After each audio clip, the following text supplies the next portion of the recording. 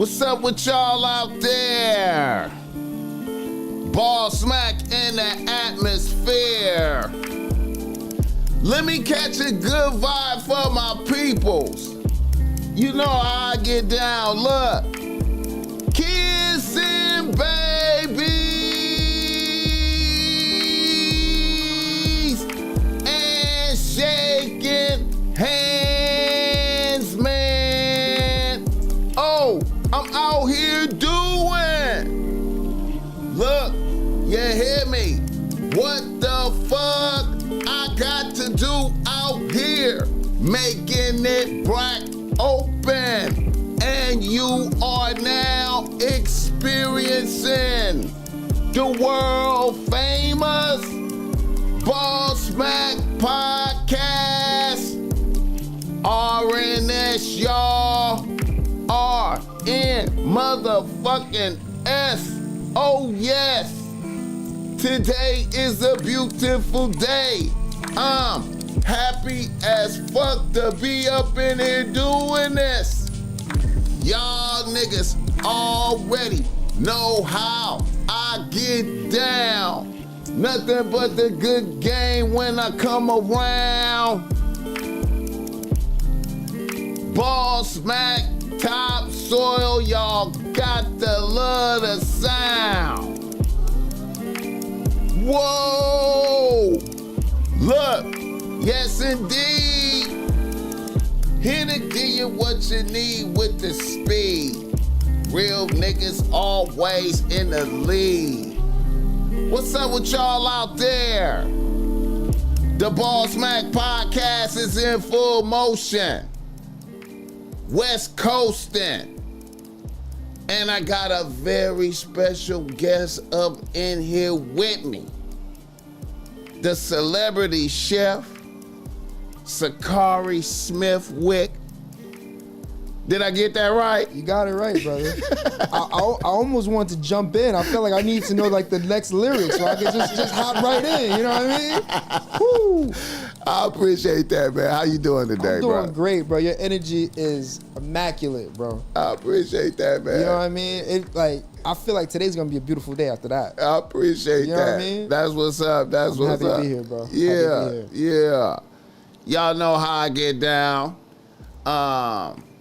Shout out to the chat though. Shout out to everybody in there. You know what I'm talking about. I see Michael off in there. PJ Allen. You understand me? W's in the chat. Yeah. What's up with it? Whew. Y'all know how I get down. The show is always brought to you by BossMack Streetwear.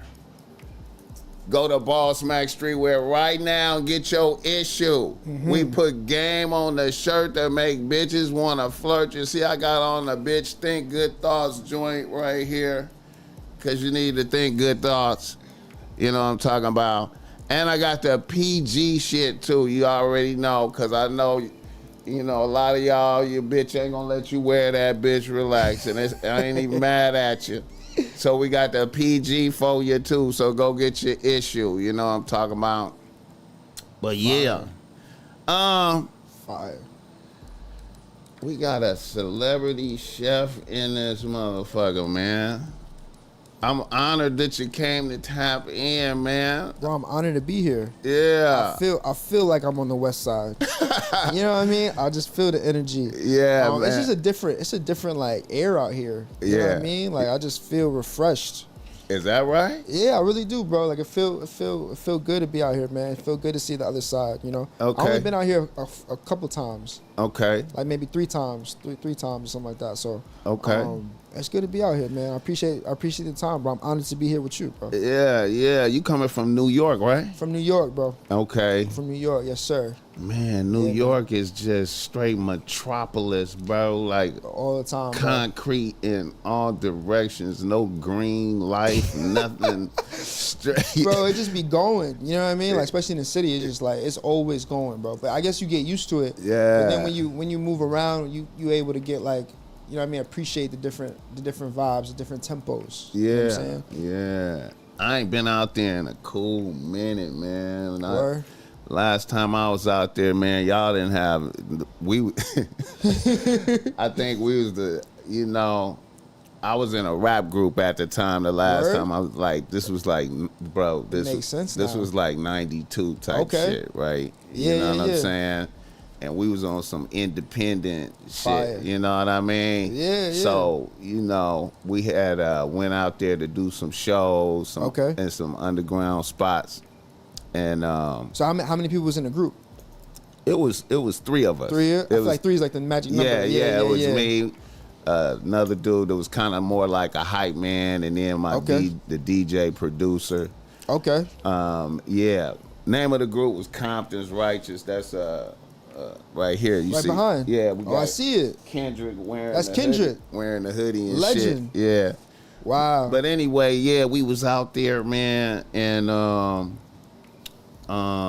I was tripping off of just the metropolis essence, you know what I'm saying, the endless concrete type shit. But we went out there to because we had did a full. Remember, I don't know if you remember Source magazine. Yeah, Source. Yeah, Okay. of course, bro. That's legendary. We did a play where we did a full page ad in the Source type shit. Okay. And then we went out there and they didn't know we was coming. And we was gonna get our little mic rating. You know how they give you the mics. You know, they used to give you mics and shit. So we popped out up there on the Source. They didn't know we was in their motherfucking office and shit. But y'all didn't have no Bloods and Crips. We was like the first Pyrus out there, you know what I'm saying? Right. Bloods, I guess the Bloods, you know. So we was like out there, you know what I'm saying? Yeah. It's a trip to see. It's a trip to see how that shit took over. I mean, it's transformed, evolved. Yeah, man, it's fucking crazy, bro. Like I remember when Jim Jones came out here and the homies was educating them on how to blood properly and shit. Right. You know what I'm saying? Yeah. Niggas showing them how to wear the house shoes, how to step on the back of the corduroy house shoes, which side to wear the rag in the pocket. And culture. All that shit. Anyway, I was just tripping off of New York. New York surprised me with that shit. I never would have thought that would have took over out there like that. Right. And they would have been on that type of shit. I feel like it's you know, like obviously you got Los Angeles and you got New York City, but I feel like they're both like cities, you know what I'm saying, major cities. So it makes sense, you know what I mean? Right. It makes sense. Right. I feel you. Yeah. So you've been out here a few times. Been out here a few times. I remember I shot the show when I was in Hell's Kitchen. We shot out here actually in Burbank. Okay. So I think that was like maybe my first time actually being out here. Okay. And I wasn't familiar. I was like, man, I think I went to Disneyland after we shot, bro. You know what I mean? I was like 20-something. I still went to Disneyland, man. I ain't mad at that. It's a magical place, bro. It is though. It's a magical place, bro. It is though. You know, it's motherfuckers out here that I met some people that some bitches that like go to Disneyland like 2 and 3 times a week. All the time, right? Yeah. You understand me? You ain't. I was like, you what? You do? Yeah. Like the supermarket. We go 2-3 times a week and shit. It make them happy. I'm like, man, are you serious? Our whole family and shit. I'm like, y'all weird though. Yeah. Weird. Like 2 to 3 times. It make people happy, But man. that shit is wild, man. You ever had the turkey leg from Disneyland? Nah. You gotta get the turkey leg, bro. Growing up, my mom always used to be like, we gotta go to Disneyland and we gotta get the turkey leg. You know what I'm saying? And they give you like this big John. You know what I'm saying? And it's crazy. It's fire. And it's really fire. It's actually good. Yeah, it was like the highlight. You know what I'm saying? When I was a kid, it was like the highlight of going to Disneyland. It wasn't even the rides or nothing. I was like, yo, let me get that turkey leg. Okay, I'm gonna do that. You know what I'm saying? I'm gonna go do that for real though, man. Yeah. I feel like they do a good job out there with the food, like, you know what I'm saying? I'm gonna go do that. I done been out. Experience. I done been out there. They got the damn, what the fuck they call that? I can't even think of the name of that. Across from Disneyland, where they got Universal, whatever. No. The Universal City That shit is in a whole. Oh, it's different place. See, that's how you know like I'm not from LA. That's like Hollywood and shit. Okay. Disney Walk, I think it's called Disney Walk. Okay. It's like where they got a whole bunch of restaurants and shit. Oh, fire. Like you know, get your for the adults to get their shit on. You know what I'm saying? Type shit. You know what I mean? Yeah, that's important. Yeah. All right, man. So how long you been chefing the whole time? Your whole life, huh? Man, I mean, so I'm 30. Right. So professionally, I've been cooking like half my life. Right. For like 15 years. I started off at McDonald's. That's what I'm saying. That's like your whole life chefing. Yeah, and then I think the first time I made anything was probably like 7 years old. No shit. Yeah. I remember making we was having my family's from the Caribbean. Right. So we had like this big, we like to have parties, you know what I'm saying, extravagant parties, whatever. Right. So you hear the music going crazy, right? Everybody over my grandmother's house, whatever the case is, and everybody's outside. It's like a barbecue type joint, whatever. Right. And I'm starving, bro. Right. I'm hungry, right? And I'm like, Ma, can you like make me like a sandwich, like, you know what I mean? Like, can I? She's like, yeah, in a minute, and she just put it off. You know what I'm saying? So I'm there sitting. I'm like 7 years old, bro. I'm there sitting like, I'm not gonna wait for you to make me. I'm gonna go make my own sandwich, bro. So I remember it was literally one of my first memories. I remember climbing up on the kitchen counter, bro, like literally making my peanut butter and jelly sandwich, bro. Literally just smearing the peanut butter on there, getting the jelly, boom. And then I remember eating it, and I'm like, hype. I'm like, yo, this is the best sandwich I ever had. Right. You know what I mean? It's better than the one she used to make. It was better than the one that she made because, you know what I mean? Because I made it. I was like, whoa, this is crazy. Like it felt just different. Right, and I remember running to her. She's outside. Everybody's enjoying themselves. I remember running to her. I'm like, Ma, like I made a sandwich. Right. She's like, okay, good. Like she didn't care at all. You know what I mean? But for me, I was like, man, like it just felt I felt empowered. Wow. You know what I mean? It was like that was my first memory making something. You know what I mean? And then obviously as you grow up and stuff, like I think always people get introduced with like breakfast foods. You know what I mean? Like making scrambled eggs. You know, my pops used to make scrambled eggs. He used to make cheese eggs. Right. The secret to the perfect cheese egg, right? Right. Is not to put the cheese on top. You put it inside when you whisking the eggs. I'm telling you. Okay. So look, boom, you get the egg, crack your egg, boom.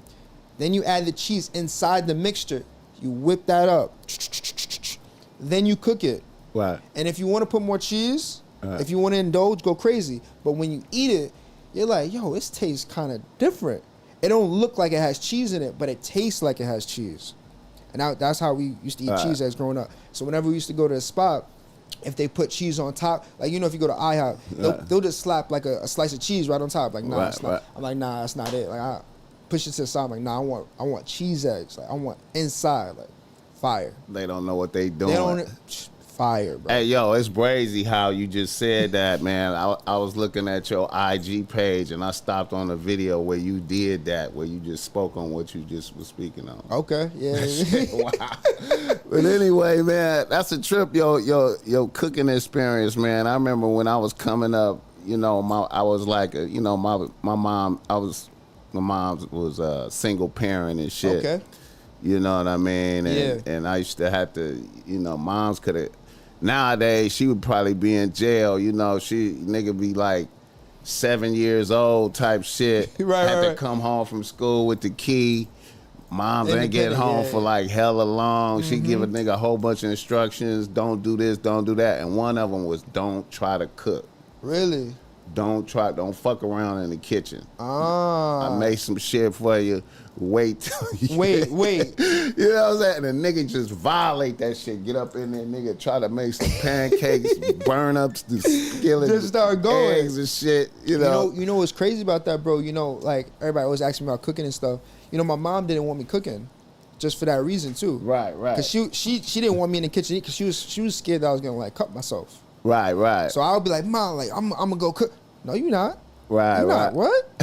Like what? You get like, you know what I mean? And that's what made me want to do it more. Right. You know what I'm saying? When somebody tell you don't press the red button, you like, yo, I'm gonna press that shit. I'm doing that. You know what I mean? I'm gonna press that. So it kind of made it like more adventurous. Like, ooh, I gotta go I gotta try this out. I gotta see what's going on. I feel you. You know what I mean? I feel you, man. I feel you.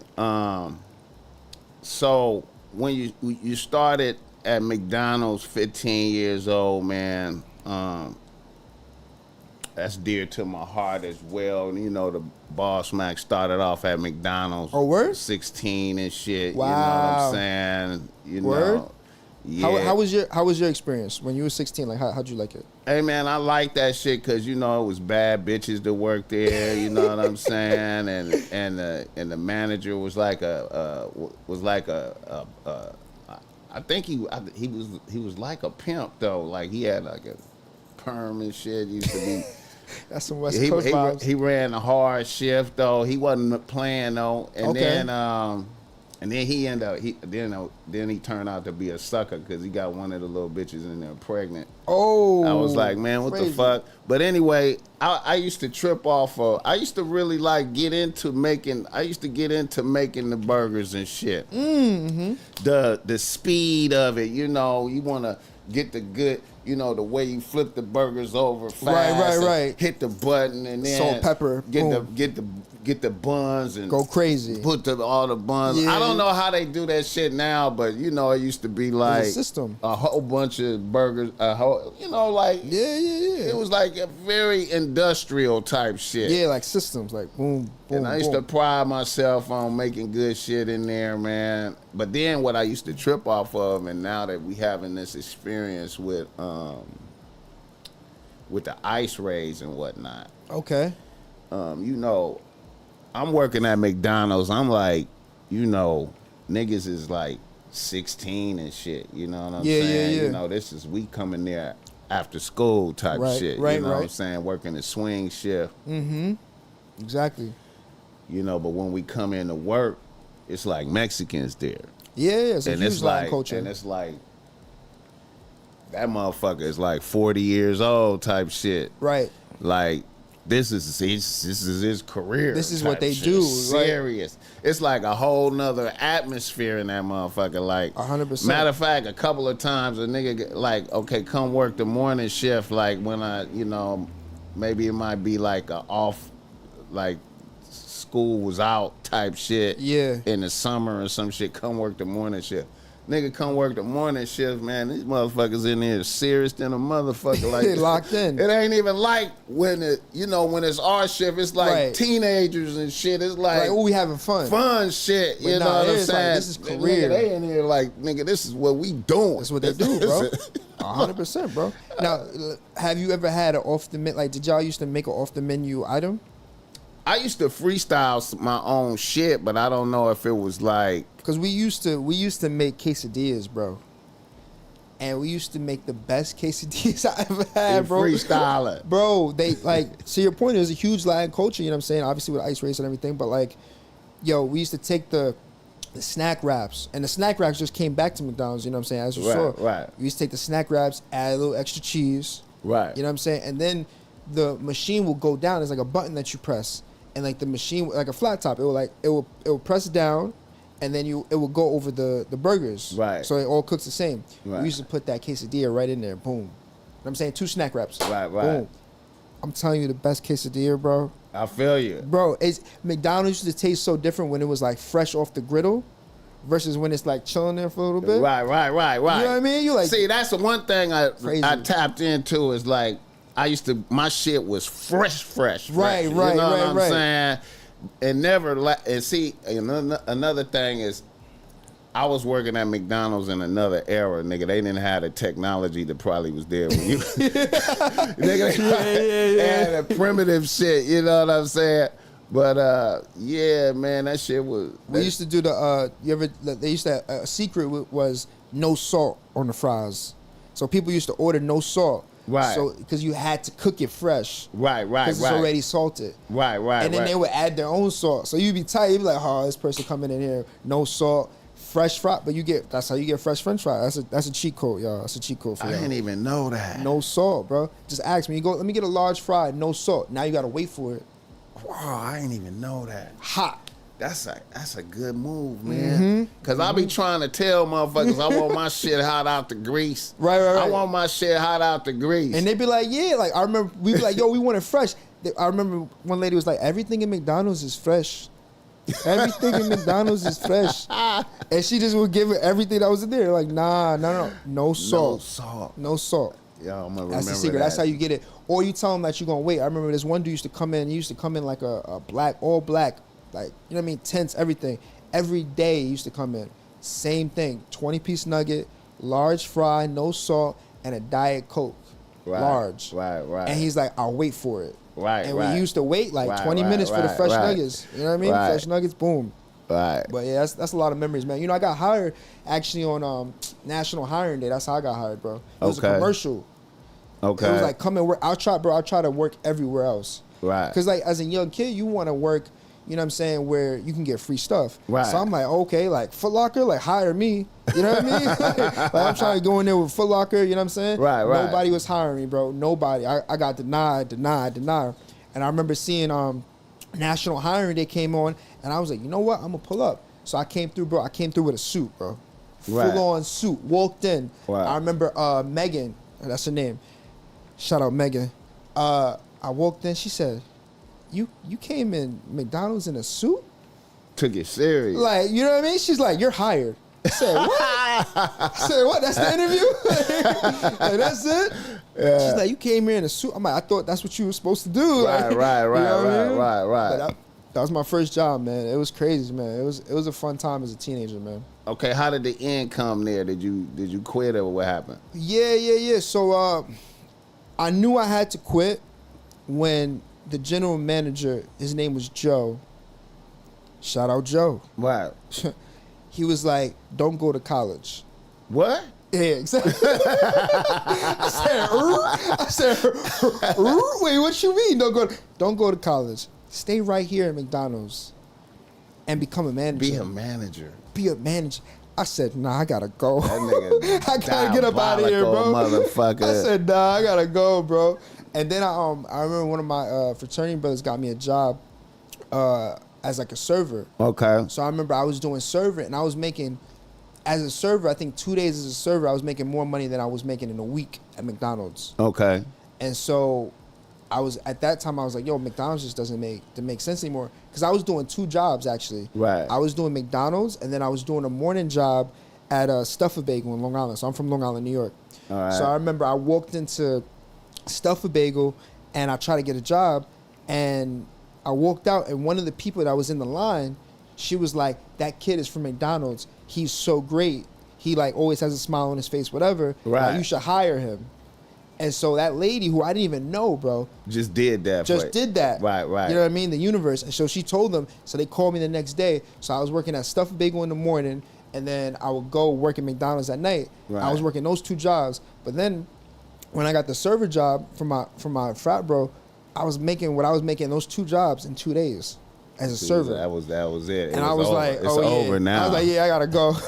It's over now. Yeah, bro. Shout out Red Jet Shell. What the hell? Boom, boom, boom. Yeah, man. What frat you in? It's called Lambda Alpha Upsilon. It's a Afro-Latino fraternity. Okay. Yeah. Okay, that's what's up. Yeah. That's what's up. It's been great. It's been great being a part of the brotherhood. You know what I mean? Obviously, my brother's in the back. It shows you how to be professional. Right. It teaches you how to like have balance. Right. And then you got real friends for life, real brothers for life, family for life. Facts. Wherever you go. Right. You know what I mean? Like how did we get here? Like we drove a Tesla because one of my brothers let me borrow his car. Okay, that's what's up. You know what I mean? Right. Right. So it's a different type of love. Right. And it's all organic because you don't have to mess with everybody, right? So like it's when you're around people that all have careers or ambitions or want to do good things, it just naturally just happens. You know what I'm saying? I feel you. Bro. That's what's up, man. All right, let me do my other who's that American tradesman in this motherfucker. Downtown Disney. I said Disney Walk. Downtown Disney. Boom. Okay, downtown I appreciate Disney. that, man. I be fucking up in here, man. But anyway, man, look Check here. out Downtown Disney. If you need some game because you struggling with your bitch, holla at the BossMack topsoil. I got the reasonable race that's great. Let me tell you, man, a lot of times you can't share your bitch problems with your peoples. The BossMack will keep it confidential, man. Let me tell you, man, because you know a lot of your peoples want you to have your bitch problems. And they be secretly covered in your bitch. And they'll throw a monkey wrench in your shit. So holla at the BossMack topsoil. I got the reasonable race that's great. My information is in the description. You hear me?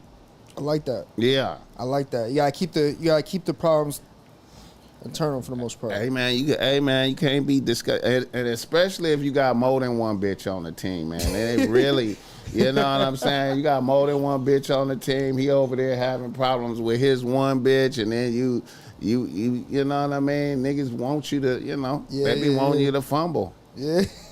You know what I'm saying? They want you to fumble. They root for your downfall. And you know, use the BossMack like Chat GPT for the game. You know what I'm saying? You know, put in your question and you get the answer. You heard of this new term, as the YNs are calling it, Riz? Yeah, Riz. That's Riz? exactly. I'm up on that Riz. Okay, you up on it? Yeah. I'm learning about it. I like watching the Riz videos. You know, I be seeing some good Riz videos. Niggas be having game and shit. I got a question for you. If you saw a young lady in the street, right, how would you approach her? What would you say? I don't know, because it depends on what she got on, how she looks. Okay, so you're paying attention to what she's wearing. It's based off the situation, what's going on around. Case by case. Yeah, I don't have no script or nothing like that. No, it's just what you feel. It just come from the heart. Okay. You know, she might have on her fingernail polish might be matching something in her garment, and I just be like, man, I like how you did that right there. You understand me? Yeah. You know, I might notice that fragrance she got on. You know, her hair might be bouncing a certain type of way. You know, she might look radiant today. You know, I don't know. You know what I'm saying? I go off of the vibes and the feelings. You know what I'm saying? Yeah. And then I'm gonna keep it a buck, man. You know, a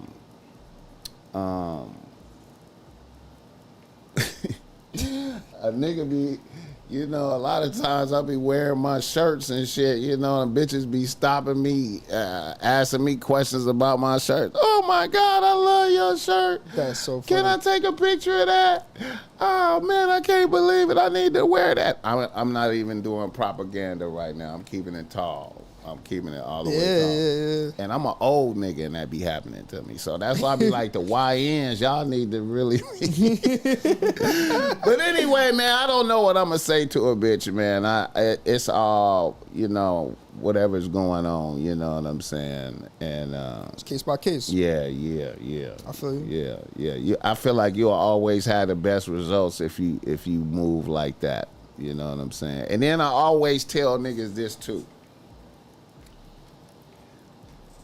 A lot of motherfuckers have difficulty talking to bitches, right? So I always tell niggas, you need to really talk to all bitches. Old, young, fat, ugly, pretty. You know, you just to make you familiar. You need to be used to talking to bitches. Get your reps in. Because a lot of motherfuckers want to selective talk to bitches. I'm only talk to bad bitches. And you know what I'm saying? Instead of just flowing and glowing with everybody, bringing good energy to everybody. Just like how that female said that, fuck with him. He always be smiling and shit. You know, you see how the bitch remembered you like that, you know, because you brought her good energy. And I find that if you move around in the world with good energy, shit just come to you. Even if you don't want to fuck with the bitch, just like by going like, you know what I'm saying, like. You know, like you go to certain supermarkets all the time. You know, shout out Target. You show love to the bitch in the cashier. You know, you looking good. I feel you. You know, I like your fingernails. Her hair look good. You know, for no reason type shit. You know what I'm saying? Right. Next thing you know, bitch. You know, bitch, dude. You know, something might be on sale. Let me give you that for the low type shit. You know, you know something. Bitch, just you know, serendipitous benefits come. You know? just by being good. Yeah. Hold up. I'll be on that, man. That's some game, chat. That's some game. All right, let me ask you this right here, man.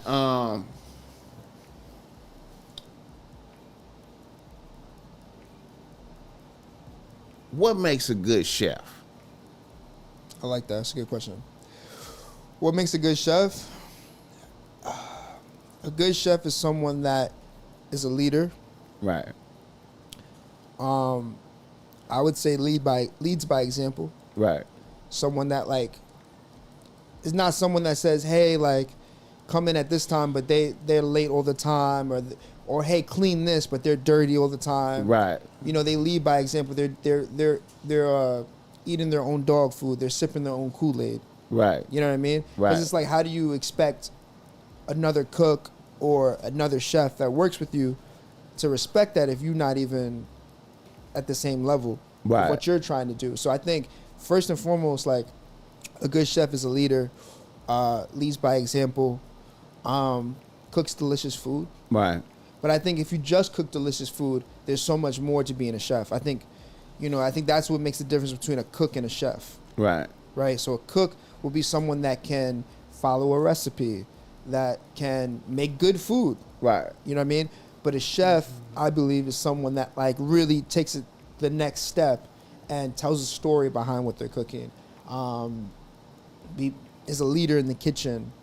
You know, and for me, I think a leader, like, there's this whole, you know, I mean, obviously I was on Hell's Kitchen, and, you know, Gordon Ramsay has this demeanor of being, like, crazy in the kitchen, you know what I mean? Right. But really, he's really a sweetheart. You know what I'm saying? Like, he's really a charismatic, really good guy, and I think that's taken time for him to transform into that. I think he's just very passionate about his food and everything he wants to do. Right. So I think it's really important to be kind. Right. I really think so. I think like, kind chefs, I think leading with kindness versus fear makes you almost a better chef, because the people around you are not going to walk on eggshells. They're going to trust you. Okay. And like, cooking in the kitchen is like a team sport. Everybody has to trust each other. Right. If you got someone over there on fish, cooking fish, you got someone over there on grill. You got your porters, people that are washing dishes. That's like the heartbeat of the restaurant. Right. Like, you have all this food coming in, like, who's thinking about all the dishes and plates and, you know what I mean, all the glasses that got to be taken care of. Washing dishes is the heartbeat of the, that's game right there. Bro. That's game. That's game. The heartbeat of the, shit, that's the heartbeat of any house, because when I come in a bitch house and her dishes ain't clean, I'll be like, bitch, the fuck? What's going on here? Dirty, bitch. Like, yeah, right? Like, what's going on? What's going on? Yeah, go. Okay, continue. Yeah, man. No, man, I think, like, and a lot of times, too, like, people that are doing, you know, washing dishes or porters, maybe they're immigrants from different countries. Right. Or maybe they're teenagers and this is their first job. Right. You know what I mean? So it's a preference of, like, similar to, like, the demographic that you would get at McDonald's. Right. And so it's I don't know, man, the kitchen's such a beautiful place, because obviously we spoke about the ICE raids, like, you know, you're getting so many people from all around the world. Right. You know, depending on where you're working at. Right. Different languages being spoken. I think one of the best things always is, like, what I like is, if I'm working with a cook, I want to know where you're from, and yo, bring in some food. Right. Cook us some food. Right. You from Thailand? You from Thailand and you moved here to New York? Right, right. Yo, cook. What's your favorite dish? Let's see what it do. Let's, like, come cook family meal. Right. For everybody that doesn't know, family meal is somewhere where, you know, all the staff will eat together. Okay. Right, during like your shift, before your shift starts, you know, service time. Let's say service starts at 5:30. Everybody will have family meal at 4:00. Right. And usually someone's in charge of cooking that. Right. Sometimes it's a new cook. Sometimes it's one of the chefs. It all depends on the kitchen. Right. For me, I think if I'm cooking with someone that's from Ethiopia, right, give me some injera bread. Let's do it. You know what I mean? Someone from, like, Trinidad, yo, bring your curry, bring your mom's curry, bring the hot sauce, the hot pepper sauce. Okay. You know what I mean? Like, I want the culture in the kitchen. Right. Like, share that experience with us, educate us. Right. So we all grow and we can all, you know what I mean? Right. I think a great chef understands that they're always learning, and that they can't be too pretentious. They have to welcome all walks of life, all types of food. Right. You know what I mean? So it's a lot, man. I mean, there's so many moving pieces to be a great chef. You got to pay attention to detail. You know what I mean? You gotta be consistent. Right. Because if you have good food for the first time, that's cool. But what about the second time you come to the restaurant? Right. Or the third time you come to the restaurant? Is it gonna taste the same? Right? Right. Is there a procedure that y'all made for it? Like, is there a book? We call it like the recipe book in the kitchen, right, where everything's already weighed out, everything's scaled out. So you're making the same recipe the same exact way every single time. Right. You know what I mean? So it's like, you got to make sure it's consistent. If you had that soup and it was fire that first time, right, and you come back the second time and it's not hitting, do you want to come back?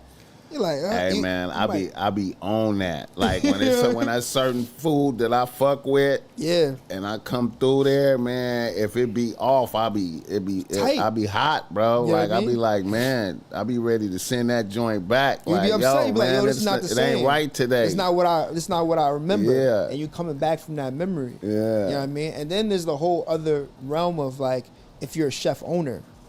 Because if you own the restaurant, right, now it's a whole nother realm of things that you got to think about. You got to think about how we're going to fill these seats in. Right. How we're going to get people into the restaurant. Right. You got to think about how are the people feel. How do people feel when they come in the restaurant? Do right, they feel welcome? Right. Like when I came in here, it was love. It was energy. Right. It's an experience. It's an experience. You got to make sure people feel that when they come into your restaurant. Right. So there's just chefs that will be an executive chef that will just worry about the food. But then when you go into the realm of a chef owner, you're thinking about when you come into that restaurant, how does it look? Right. How do you make people feel? Right. How do you fill seats? Is your staff and everybody on the same board? Right. Like, you know what I mean? Like, are you talking to your staff and figuring out, are they educated about the food? When you come through the restaurant and as a guest, and you're like, hey, like, do you have any recommendations? Does the server know what they're talking about? Did they have the food? Did they taste it? Did they be like, yo, I love the fish curry here. The fish curry is my favorite dish here. Right. It has a little bit of lime. It has a little bit of this. And, you know, it's a little spicy. Do you like spice? Oh, well, then I recommend this. Right. You know what I mean? Right. You got to be able to create that organic. Same thing if you're talking to a female. You got to be able to create that organic experience depending on where you're from. You guys are coming out from LA. Oh, I know you guys got a great Latin coach out there. Try our taco here. It might not be as good as one LA, but our chef makes an amazing taco. Right, right. It's all about the experience. So there's so many ways that can go, bro. Right. You know what I mean? I'll be doing like some little, you know, I'll be doing like foodie content. Okay. You know, where I pull up to a restaurant and I just try to give the pure experience. Okay. Of every detail. You feel me? Right. And I make it like kind of quick, you know, like a short. Yeah. You know what I'm saying? Do you rate the food? Yeah. Okay. I rate the food. Okay. And you know, I try to like when I pull up to a spot though, and I do it in voiceover. Yeah. You know what I'm saying? Yeah. I shoot it, then I voice over it. Okay. But when I do it, I pull up to the spot. I ain't never been there. I always press the server, like not like press, but like yo. What are y'all known for? Yeah, what's the best thing? Oh, we known for this. Okay, why is that popping? Yeah. Yeah, it's because of this, and that. Okay, yeah, bring me that. You know what I'm saying? Or they get excited. Like a lot of motherfuckers, like certain spots, I be judging they what's happening at that restaurant because like when the server get hyped, like, I can't believe you asked that question. Right. Oh yeah, well, we're known for this and that's this and this, and you should get this, and then you really want this. Oh, you're gonna be shooting it right. Oh, this is gonna be a good visual if you get this like this. And you know what I'm saying? And it'd be like that. One restaurant, I ain't gonna even lie, man. A restaurant I just went to, man. I'm trying to remember the name of this motherfucker. It was fire? I still gotta do the review on it. Okay. It's a spot in Bellflower. Old boy. Damn. What was tight about it is the owner came to our table. Touch the table. You know what I'm saying? Yeah. It like and it made you feel special. Made sure we was good and explained the history behind this spot. And you connected with it. You know, I was like, okay, I feel that. I feel that. I can't. You felt the love. You felt the energy. Yeah. Do you review food that like, if it wasn't good, if you didn't have a good experience? I'm talking shit. I'm explaining why it was weak. I'm gonna tell you why it was. It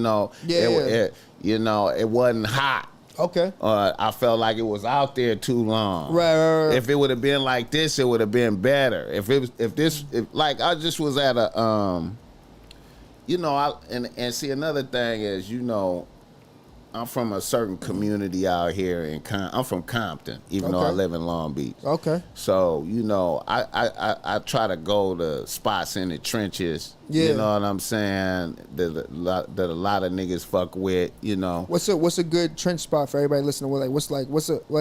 People like to gatekeep a lot of times. Like, they're like, I'm not gonna tell you this spot. Right. I ain't gonna lie, man. What's a good spot? One spot I just went to that really resonated with me was Stevens in Los Angeles. Los Angeles. What kind of food? Pastrami. They Pastrami. specialize in pastrami. Okay. And it was really fire. I had a really good brisket yesterday at what was the spot name? Smoky Chance?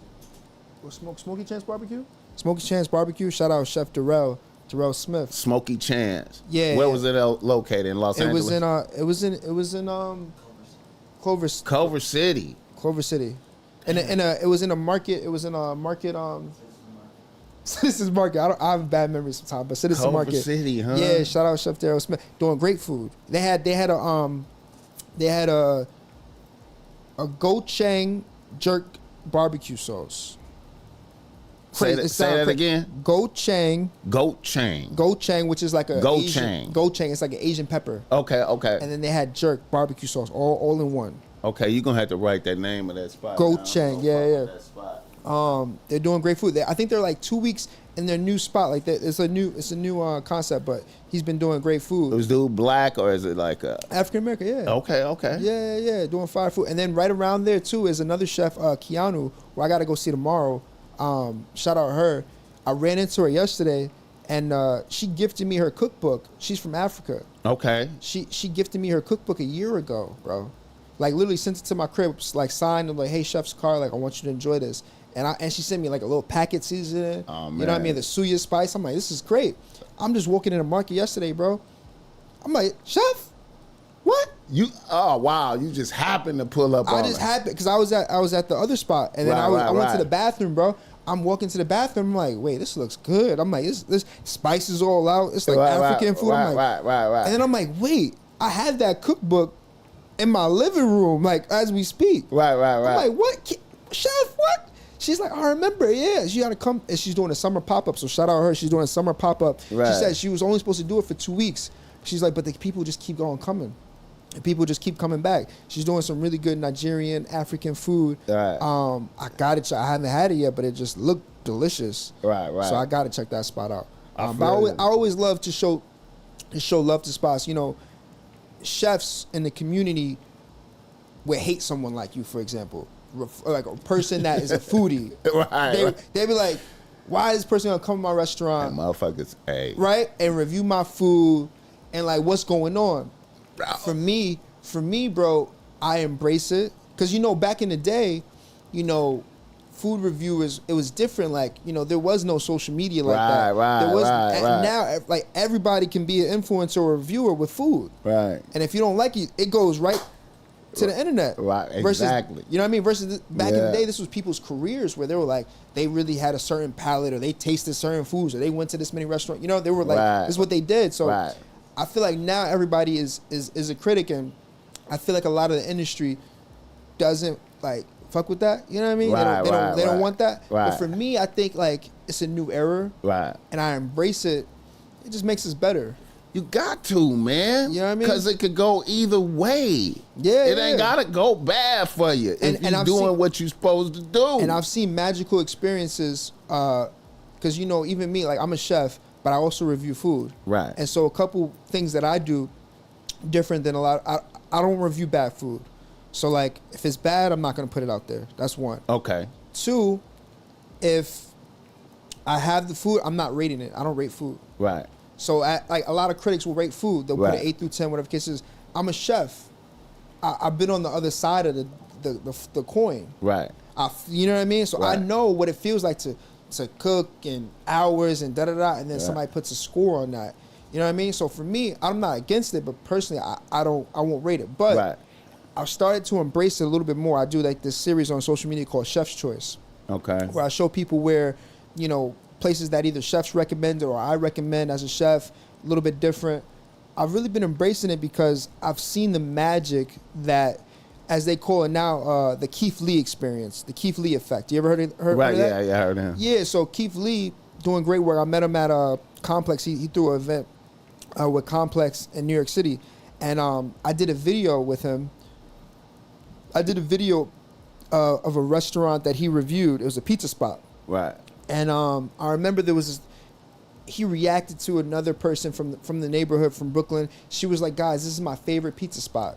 This is so-and-so's pizza spot. Come check this out before they close. They're closing, right? Right. And so he goes over there, and he's like, yo, this pizza's fire. So I see that video, and I make a video. It went viral. It had like 2 million views on TikTok. Right. Right? And I remember the restaurant didn't close. It had so much traction from these videos that we did. Right. And I saw in real time the effect, like you changing someone's life. Right. This is like someone's real life business. Right. That had, was about to close. Right. Because of whatever. And now they have their own TikTok. They have their own, and I saw that experience and I was like, this is the good side. It could go both ways. If you care about what you doing and shit, you know what I'm saying? It'll speak for itself. Bro, let me give you an example of some shit, man. Like, my mom's love this one. My mom's rest in peace now. But she loved this one soul food spot. You know what I'm saying? Yeah. So I pull up there, you know what I'm saying? I got my camera in my hand. I got one of the big dog cameras, not even the iPhone. I got the shit in my hand, so you need to be on point. You see this. Right. Most people when they see that, they be like, oh shit, it's getting real. Okay, hey. They holler at the chef, hey man, it's a motherfucker in here with a camera. Make sure you. Right, yeah. Order some salt, I'm in there, I'm fried chicken plate, breast wing, macaroni, biscuit, whatever, you know what I'm saying?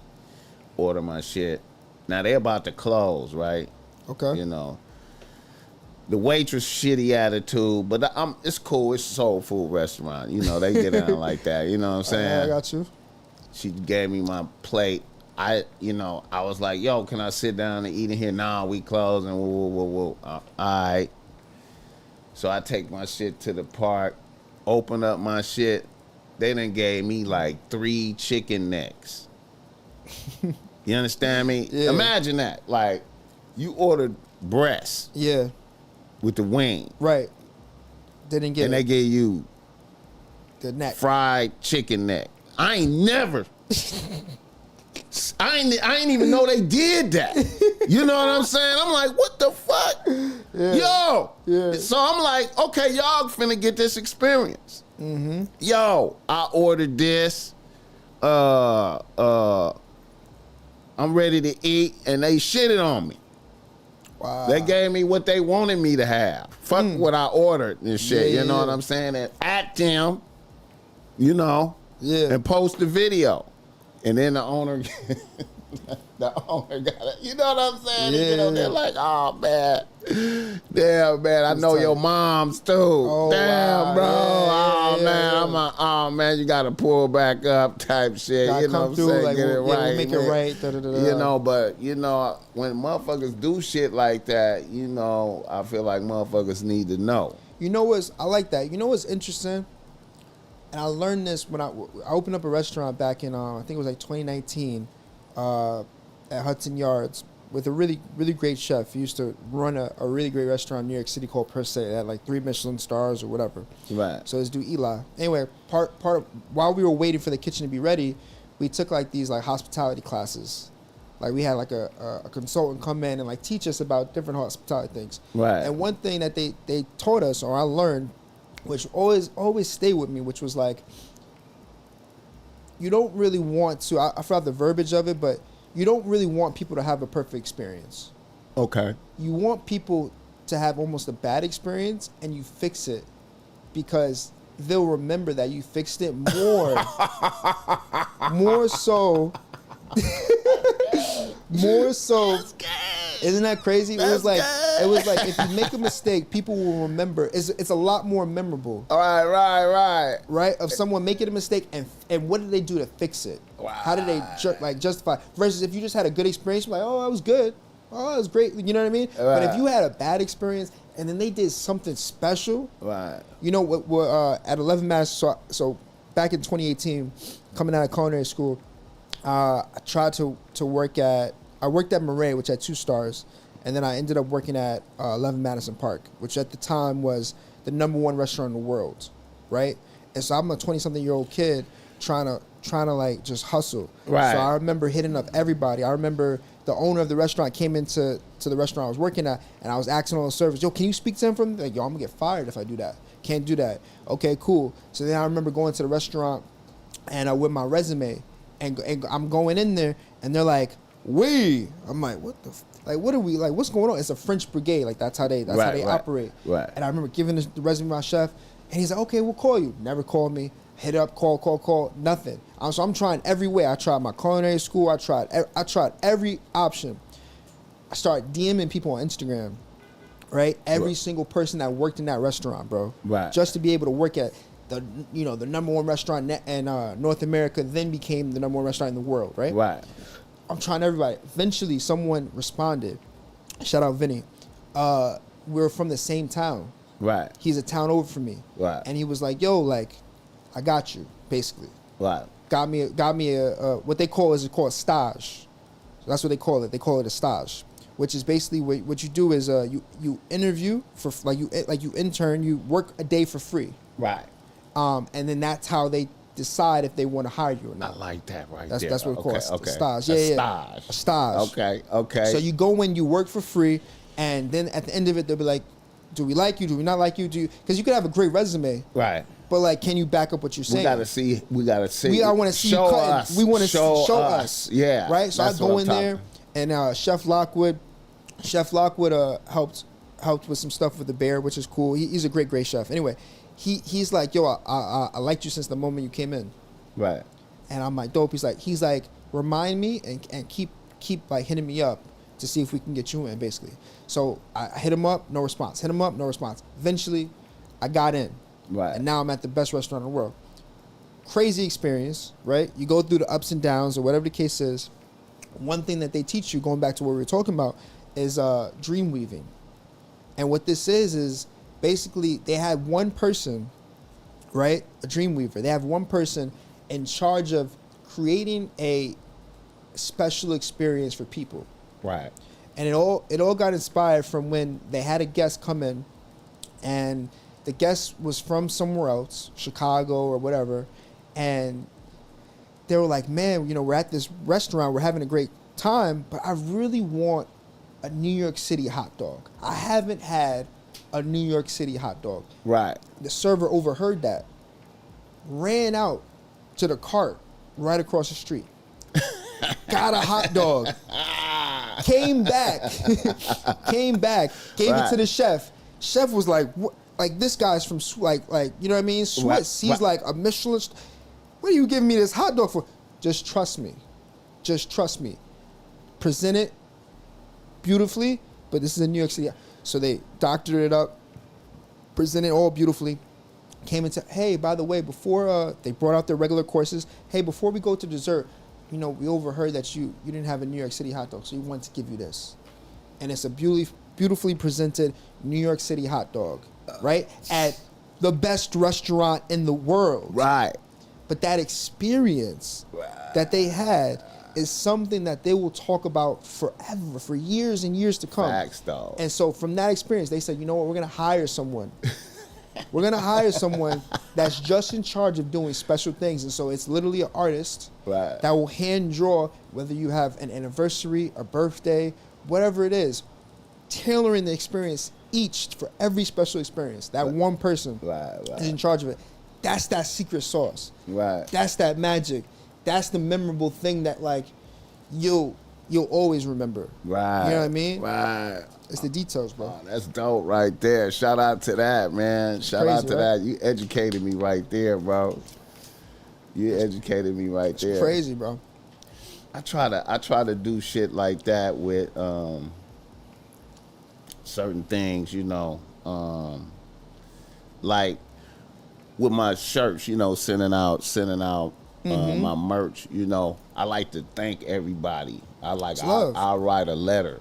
Yeah. And just really thank motherfuckers for doing purchasing this shit right here. It's the universe, bro. Yeah. And I didn't realize that until I had a crazy experience where, you know, I looked up to this guy named Gary V. I know about him, yeah. Okay.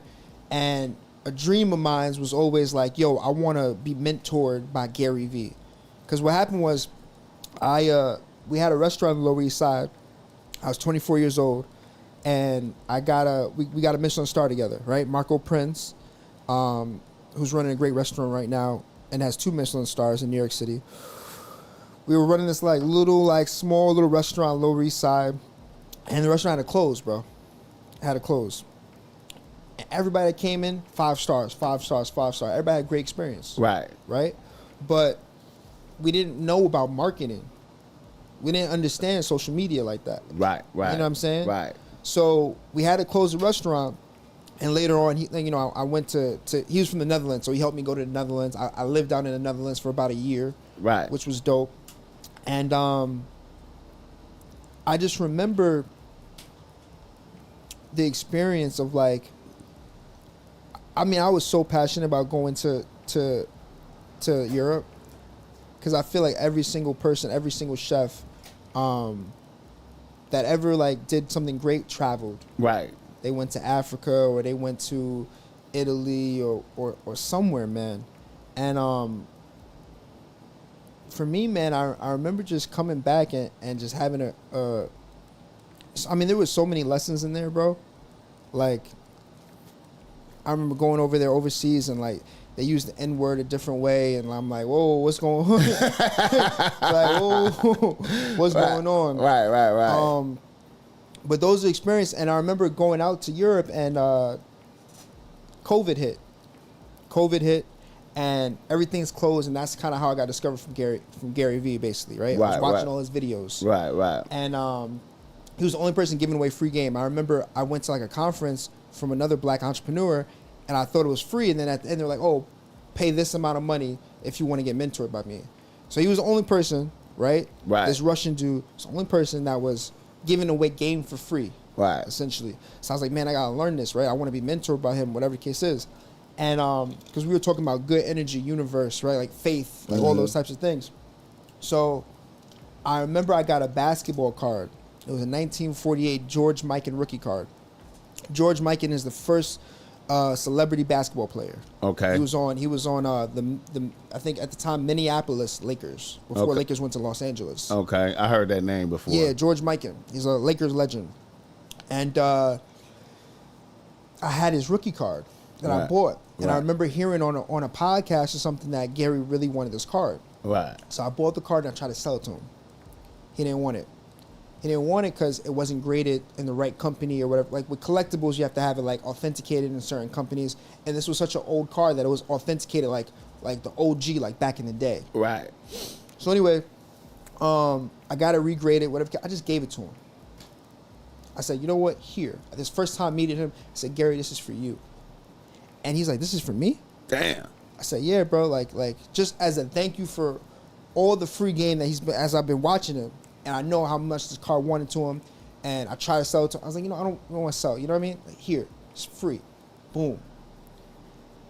I think a year later, he came out with this mentorship program, called the Sorcerer Scholarship, where he was giving away a scholarship where he gives mentoring people, connecting people to their network. I think it's valued at 6 figures, the actual thing, whatever the case is. Right. And he selects 5 people for it. Right. I applied, I get denied. Get dubbed. Right. And I remember seeing one of the people in the street, his name Andy Crayneck, and I was telling Andy, I was like, just tell him my whole story, McDonald's and this and that. Right. And, I hope I really get it, or whatever the case is. And I remember I found out that day that I didn't get it. Right. So I went up to him. I was like, you know what, Andy? I didn't get it, but I'm going to show you. I'm not even going to tell you why I deserve.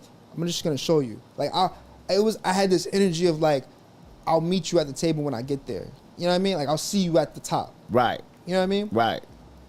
The next day, bro, Gary retweeted that card that I got him a year ago.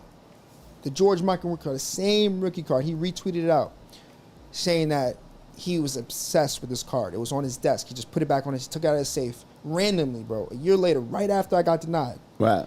The next day, I get an email saying you've been reconsidered for the scholarship. The next day, right. The next day, I had an interview for the scholarship, and I got the scholarship. Okay. Out of 5 people, out of thousands and thousands and thousands of applicants, right. I got this mentorship, and changed my life forever, bro. He connected me with a restaurant group that I work with now. He launched his own restaurant group. I've been working with them for the past 3 years. Right. He connected me with Matt Higgins, who was on Shark Tank. He's an investor in David Chang, Momofuku. Just the relationships that I made from that direct experience, plus his community, people I met. We had an event yesterday with another community member within his community, people that love Gary, that connected us. I was known as, that's the Sorcerer Scholarship kid. Right. But then it developed into, that's Celebrity Chef Sakari. Right. You know what I mean? Right, and so right. It's been tenfold off of that one given experience that we talked about. That was a hell of a play right there. That was a good play. That was a good play. A lot of dudes can't even fathom that right there, that play right there. You know what I'm saying? I think it's a sacrifice. You know what I mean? I think and I have empathy for that because I grew up very similar. My mom was like, "Why are you going to work at this place? Why are you going to work at 11 Mass Park? The number one restaurant in the world. Why are you going to work there if Murray is paying you more?" She didn't get it. She's like, "But I'm like, Mom, it's a great restaurant, but they're paying you more." Right. We grow up, especially out of whatever it is, out of necessity to think in those terms. Right. You know what I mean? To think from those things. But I remember when I went to Europe, the culture out there was so different than how I was raised. Right. I remember I tried to give money to someone for doing a kind gesture to me, and he's like, "I don't want your money, bro. I did this out of love." Right. He let me stay at his house, let my bag stay at his house, introduced me to his wife, just showed an unfathomable, took me to the airport. Right. I was so taken back. I was like, "Yo, thank you." Here. He's like, "No, I don't want it." He didn't want it. But if someone from New York would have been like, "Yo, thank you, bro. I appreciate you, bro. Right. I appreciate you, fam." Yeah. Yo, good looks. You know what I mean? Right. But he really did it out of the kindness of his heart. And that stuck with me, that feeling that I had. And I came back from Europe changed. And I was like, you know what, bro? And I remember telling Gary this whole story. When I saw him again, I told Gary, I was like, "Yo, bro, and he was like, I'm like, "Bro, it's crazy."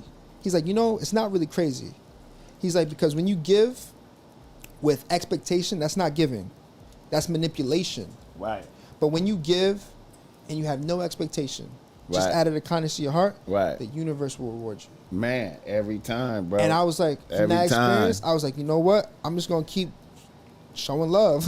You know what I mean? Just keep putting good energy out to the world. And whatever happens, happens, bro. Yeah, it's good to bless people, man. It's good to bless people, man. And yeah. I feel you, bro.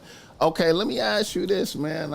I heard you use them terms, Michelin star.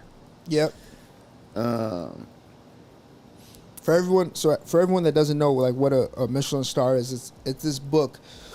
It's really just good advertising, to be honest with you. It's this book, the Michelin Guide Tires, the tire company. Exactly. Okay. Yeah, so it's a tire company, and they came out and wanted to sell more tires. Right. So they came out with this little book, and they basically rated different restaurants as a way for people to travel and use their tires and sell more tires. Damn. That's how it originated. You know what I mean? Right. Crazy. Everything. There's so many stories like that. Breakfast came from propaganda. Cereal. Marketing. Right. So it was just a marketing play. Now it's transformed into being this elite and epsilon way of people experiencing food. You know, if you have 3-star Michelin restaurants, like one of the best restaurants in the world. Right. And so it's a global thing. They just expanded into down south, which I'm excited about. My family's from North Carolina, so you could actually get Michelin. You can only get Michelin stars in certain areas at first. Right. So years ago, you couldn't get it, you know, in certain places. Right. And it originated from France. It was in France, and then it transpired all over the country. So now they're going down south, but yeah, it's just basically a metric, and so it's 1, 2, or 3. Right. That's how it works. 1, 2, or 3. Okay. Yeah, and 3 is basically like you have to go out your way to get here. That's like they define it with like a one-liner of like 3 is like this is a destination place. Okay, now let's say you open up a spot. Yeah. Let's say you open up a restaurant. How long does it take for them to get to you to give you that rating? Sometimes they never come. Sometimes if there's no buzz or anything, like they might not even ever come, and you don't know. They're anonymous. You don't know if they'll announce themselves. There's been said that there's little way, like there's, you know, folktale of little ways that they'll show themselves or you'll know. Usually they're a solo diner. Right. That's one of the things. That's one of the games. I'm always a solo diner though. Like yeah. So like you really don't know. Right. You know what I mean? Sometimes they'll do certain things to see if the etiquette is right. So they'll drop a fork or a napkin on the floor to see if is the server gonna pick this up. Wow. They'll do little things to test you. Yeah. You know what I mean? Right. And I remember when I was in Europe, there was this restaurant I was working at. They didn't have a star at the time, but they were doing great food. And Michelin came in. And we knew Michelin came in because I think he had a iPad or a tablet with him to take notes. That's highly irregular type shit. Right? Like, who's a solo diner? Who's a solo diner coming here taking notes and you know what I mean? Right. The kitchen went crazy, bro. Like, literally, like, Chef Tice was like, you know, as a chef, usually you're in charge of what we call expediting conducting, so like conducting the whole thing. Right. He was on every single station, bro. He was on he was like, nah. He's like, bro. So usually like the person that's newest will make the crackers. It was a Dutch cheese cracker. Right. He's like, I'm making the cracker. You thought you was making the fish? I'm making the fish. Wait a minute. How did the word come in? They just seen old boy pull out the iPad and they was like, oh shit. And then they went in the kitchen and said, Michelin's here. We said, what? We said, what? He went and checked it out for himself. Bro, he went and looked. He said, oh, yep, okay, that's him. Okay, let's go. He said, yep, that's him. Let's go. Let's go. Buckle up. Let's go. Came back in, bro, and I've never seen him so locked in. It was inspiring, bro. Locked in. You know what I mean? And if somebody else had to do something, he said, make this the best cheese cone, make this the best thing of your life. He came and gave you a pep talk. He gave, yo, man, come on, man, I need you right here. I need you right now. Do your thing, bro. This is the finals. This is the NBA finals, okay? We're locked in. You know what I mean? And he got the star, bro. Oh shit. He got the star. He got it. Got the star. And that was a crazy experience to see. You know what I mean? I remember too when we opened up the restaurant Hudson Yards, you know, another way people review things, and I know you got the LA Times here, New York Times. So New York Times will review food and it goes up to like I believe 4 stars or something like that. Right. We had a reviewer, he's very, very well known. His name is Pete Wells. He just retired. Okay. Pete Wells came into the restaurant. The chef had a really bad experience with Pete Wells because Pete Wells is a very, very like strong critic. Right. He'll tell you, you know what I'm saying, if good, bad, whatever the case is. Right. So we used to, another way we used to do is we had a wall of pictures of every single food critic.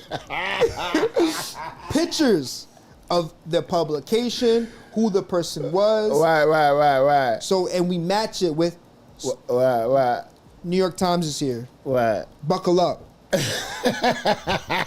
We're like, what? So literally, the server came in and said, shit. Pete Wells is here. Pete Wells is one of the most famous food critics of all time. Right.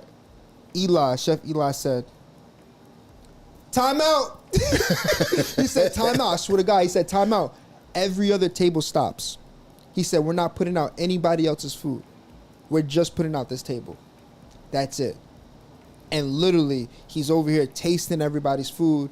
Come in here, like, same thing from the experience when I was in Europe. Right. Came over, let me mix this. Okay, let me plate this. And he's just hands on. No other table of food went out. He said, pour them champagne. Pour them champagne, I don't care. It's gonna take a little bit longer. It's gonna take a little bit longer. We sent some champagne. We sent some champagne to like wait up the kitchen's a little backed up right now. Yeah, bro. You know what I mean? That's really what people. That's what it takes sometimes to really, you know what I mean, lock in. And those reviews, good, whatever the case is, can change your life. Right. You know what I mean? And that's in a restaurant. The margins are so small in restaurants. Right. That's why stuff like social media, a TikToker coming in, or a food critic coming in. Right. It could overnight. You know, for example, my boy Julian. Shout out my boy Julian. Shout out Ceres Pizza. It's CERES Pizza. Ceres Pizza. Ceres Pizza. Best pizza in New York City right now. Ceres Pizza. Ceres Pizza. Best pizza in New York City. Okay. Right now, 100%. Okay. My boy Julian and I used to work together. And he was from Germany.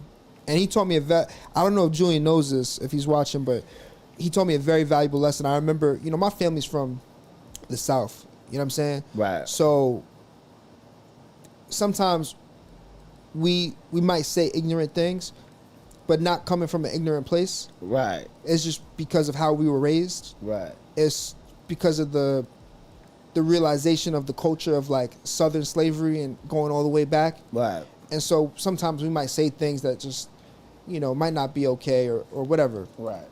I said something. I don't remember what I said. I said something that made him like, what? Why would you think that? Why would you say that? He felt disrespected. He felt like I don't know if it was disrespected, but he was taken back because he didn't understand, American Southern slavery culture. Right. He was from Germany. Right. He understood the Holocaust and things like that. Right. But it was just different. He didn't get the American culture, so he was just taken back by it. He's like, why would you think that? Like, right. I think I commented something about him being white or something like that. Right. But he didn't look at it like that. It was like, with Europeans, it was like, you're an American. You're not really like white or black. It's like, you're an American, I'm European. Right. It was different. Right.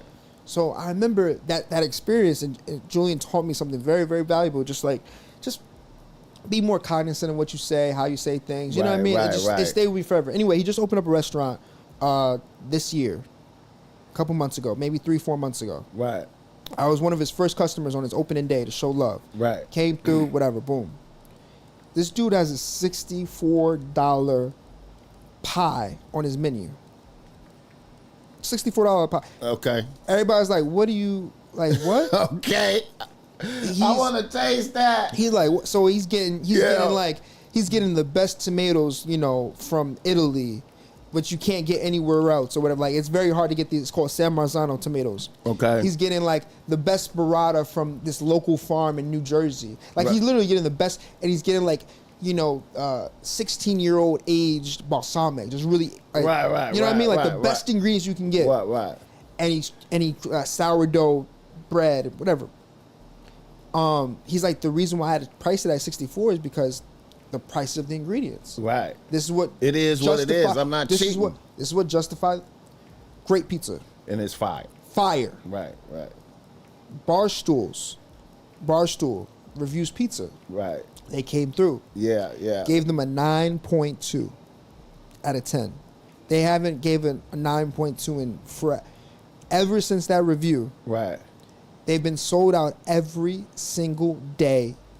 Every single day. They have every big influencer come into the restaurant reviewing their food. To see if it's real. To see if the hype is real. Yeah. They're sold out every single day before they're even supposed to be closed. So if they close at 7, they're sold out by like 4 o'clock. Yeah. Dave is legit. Dave Portnoy is legit with the ratings. And he came through. Yeah. Gave him a 9.2. Yeah. Fire. Yeah. And now their life changed forever. Yeah. You know what I mean? And that's the good side of the food review. I went to a spot in Milwaukee, Wisconsin, man, and Dave had been through there, gave him a 7, and dude was talking shit. And I ate the pizza, and I was like, yeah, this is 7. Yeah, this is a 7. This is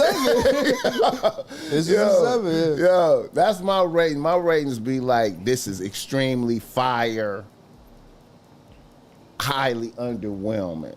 You know, I don't be like a score, so to speak. I be like, this is fire, or moderate. You know, or this shit was awful. This shit, man, I can't believe it. They just felt disrespected. Wow. And see, I got to keep it a buck, man. Like it's a man.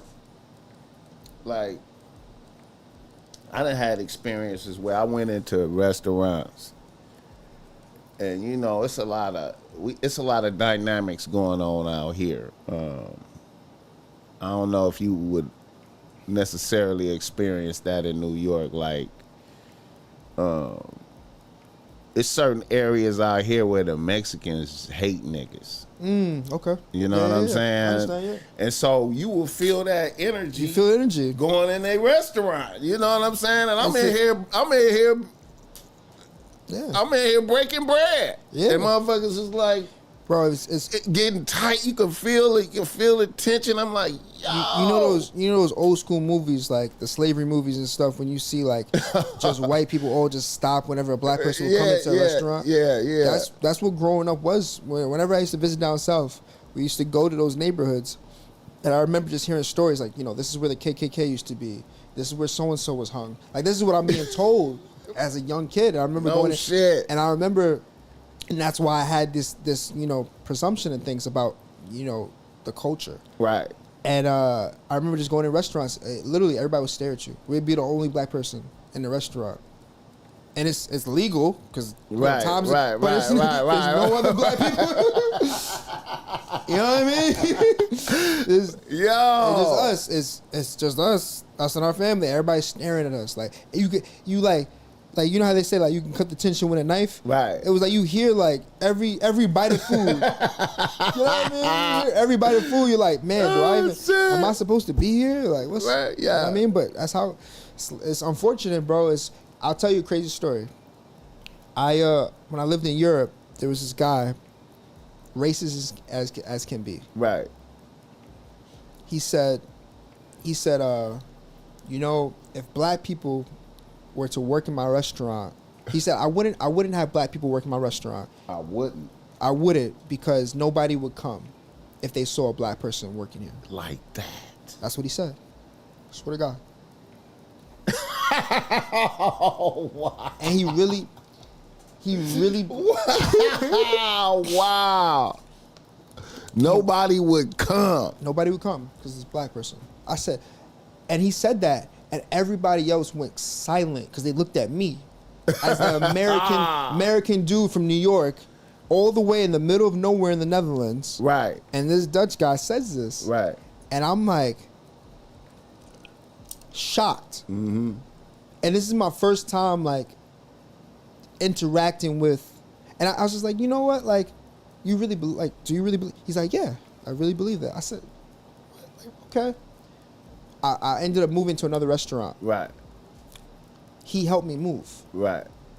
He had a truck and offered to move me. Right. So him and I are like in a three-hour car ride together. Right. Me and this racist dude. Right. Driving to other part. Right. And I'm literally like, this is my first time being able to talk to a racist person. Right. And I'm not mad. Right. I'm intrigued. I just want to see why you feel like this. Yeah. I just want to see your perspective. Yeah, why do you actually feel this way? I wanted to learn. Right. Because there's so much hatred in that experience that you're like, yo, forget this dude. Like, yo, I'm not. Like, what? I'm not. Right. He's like monkey or what? Like, right. But I was really just curious. I want to learn. Like, yo, like, explain to me about how you grew up. Right. talk to me about how did your parents like treat you? Did you? And he was talking about his upbringing and all these things, and he was homeless at one point, and this and that, and all this other stuff. Right. It doesn't make it right, but it just gave me insight about like how he really like believed that shit. Right. And I was like, like it's not my job to try to change someone's perspective. Right.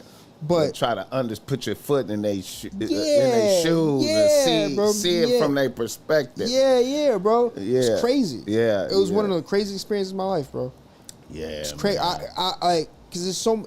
If you meet a racist white dude tomorrow, right? You're not talking to him, have a conversation, right? Because you're gonna be so angry. You want to punch him in his face, right? Like, what do you mean, monkey or gorilla or like whatever terminology people want to use? I'm like, what? Like, you know what I mean? It's crazy. I have a fascinating my take on that is fascinating because I'm out here in the land of, well, it's like this in all the major cities, but this is gangbang nirvana. This is where it began. The good gang banging. I mean, Chicago too, but gang banging. Niggas from different neighborhoods. Mm-hmm. And niggas get triggered like some niggas is on site with it. The instant, like, for example, like, if I go to a store and I see YNs, I'm on point. Mm-hmm. I'm automatically, mm-hmm. I'm on a anything can happen type of page, right? Yep. Versus I see a white dude and it's like, it's all good. Mm-hmm. But in reality, the white dude hates me more. You know what I'm saying? Yeah. You know what I mean? He really is like on the page of that dude that you talking about. Mm-hmm. That exists around us right now. Mm-hmm. A good example of what I like to say is like this community that I live in right here. I ain't got to worry about getting assassinated when I go walk. I could walk to the store and I'm not gonna get assassinated. Pretty much. Mm-hmm. It's very low chance that somebody pop me while I'm going to the store. Okay. Right? Now, if I go, but also that it's a very low possibility of that happening to me. But on the flip side of that, I feel the hate. I feel the hate. Mm-hmm. Right? Now look, if I'm in my community in Compton, right, in my neighborhood, I feel the love around me. Mm-hmm. But my head got to be on a swivel because I can get popped. Yeah. I can't walk into the store, like in my community where I live at, where I grew up at. If you walk to the store, the homies will want to DP you for walking to the store. Why? Because if you get shot or something happens to you, now we got to go to war. So don't walk to the store. Mm-hmm. Be on point. Mm-hmm. You know what I'm saying? Don't be reckless out here. You know, move carefully. You know what I'm saying? Right. Now, they're not going to DP me because I'm an older motherfucker, but for the young dudes. Right. You know what I'm saying? I don't know better. Yeah. For the YNs, don't take risks like that. You know what I'm saying? Right. And to me, that's fascinating. Like, I feel the love, but I can't die just from being out here. Wow. You know what I'm saying? It's a possibility that somebody could ride by and see me and be like, oh shit, that's one of them right there, and then come back and you know what I mean? Yeah. And it's fascinating that it's just that much tension. Like even in the podcast space, you would think that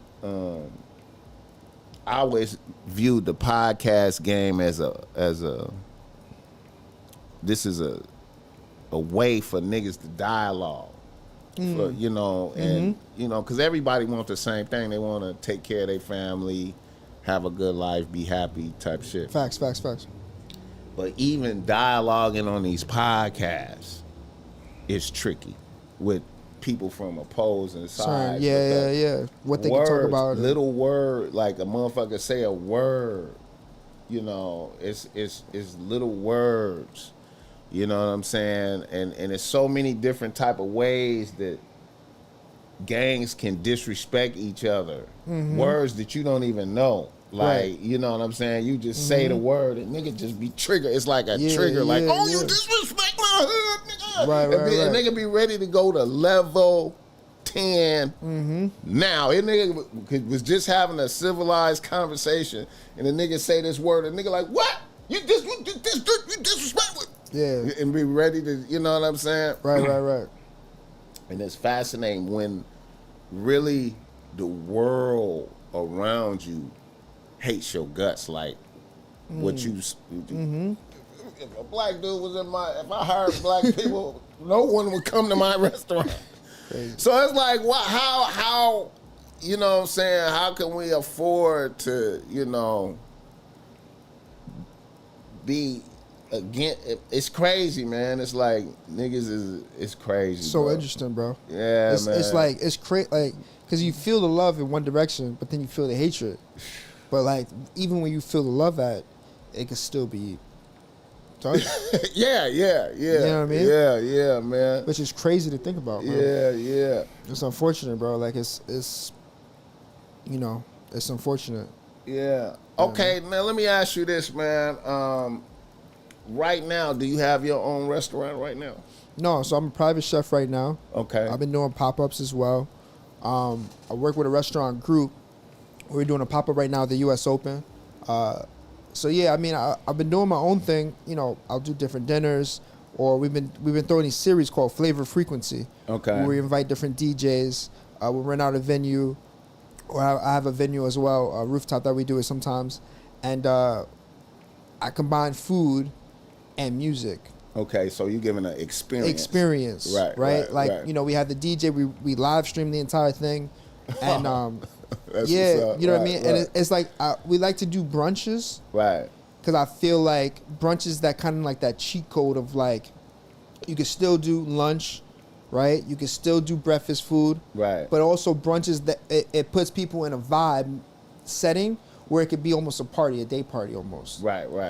Versus if we're just doing a dinner party, a dinner series, it's very like sit down, let's drink some wine, let's chill out. Right. You know what I mean? Brunch is like that kind of like that nice cheat code. Right.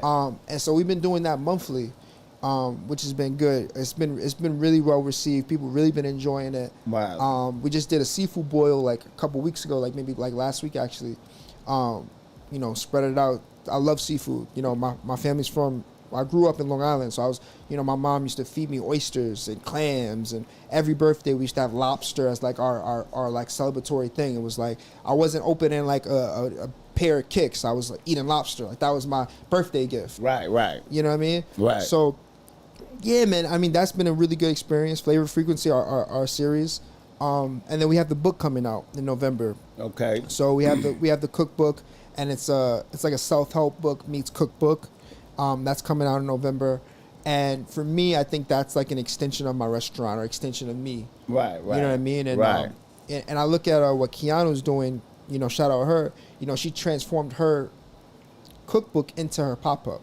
Right. You know, and so I think it's just levels and, you know, pieces of the journey and stuff. And so I think right now I've been building community, you know, getting out things like the book, different products that we're working on, from our spice mix to, you know, we've been working on kitchen shears and things like that. So that's where we're at. That's where we're at in the journey. Right. I feel like how you I notice out here at least there's like social media star chef. Okay. I mean, like, I don't even know if they chefs. I get it. I understand completely.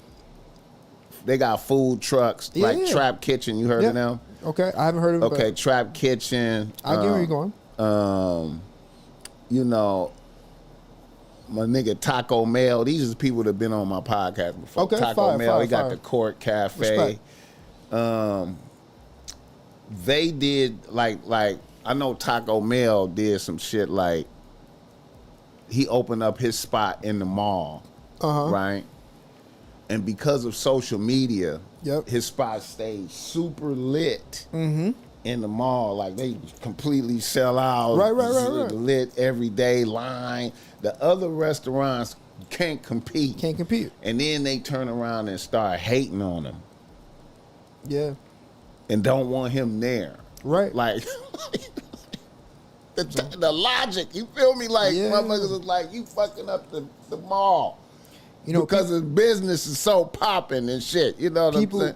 People like to point fingers and not thumbs. So instead of them, that's game. Okay, go you know ahead. what I mean? Yeah, like instead of feeling like, what's wrong with my product? How can I improve? How can I be better? Right. They're pointing the finger like, yo, this dude over here taking on my business. No, they're not. Right. Bro, there's enough for all of us to eat, bro. It's enough for all of us. You know what I mean? And so, like, for me, from that standpoint where you're going with it, I think, like, there's a lot of chefs that I know that I speak to, and they're like, you know, Sakari, who, like, this is foodie here, or there's this, you know, a social media chef, but they're not really a chef, classically trained chef. Right. They don't want to give them respect. Right. But, like, the way I look at it is if you look at the history of TV chefs, classically trained chefs, we're just in a different era.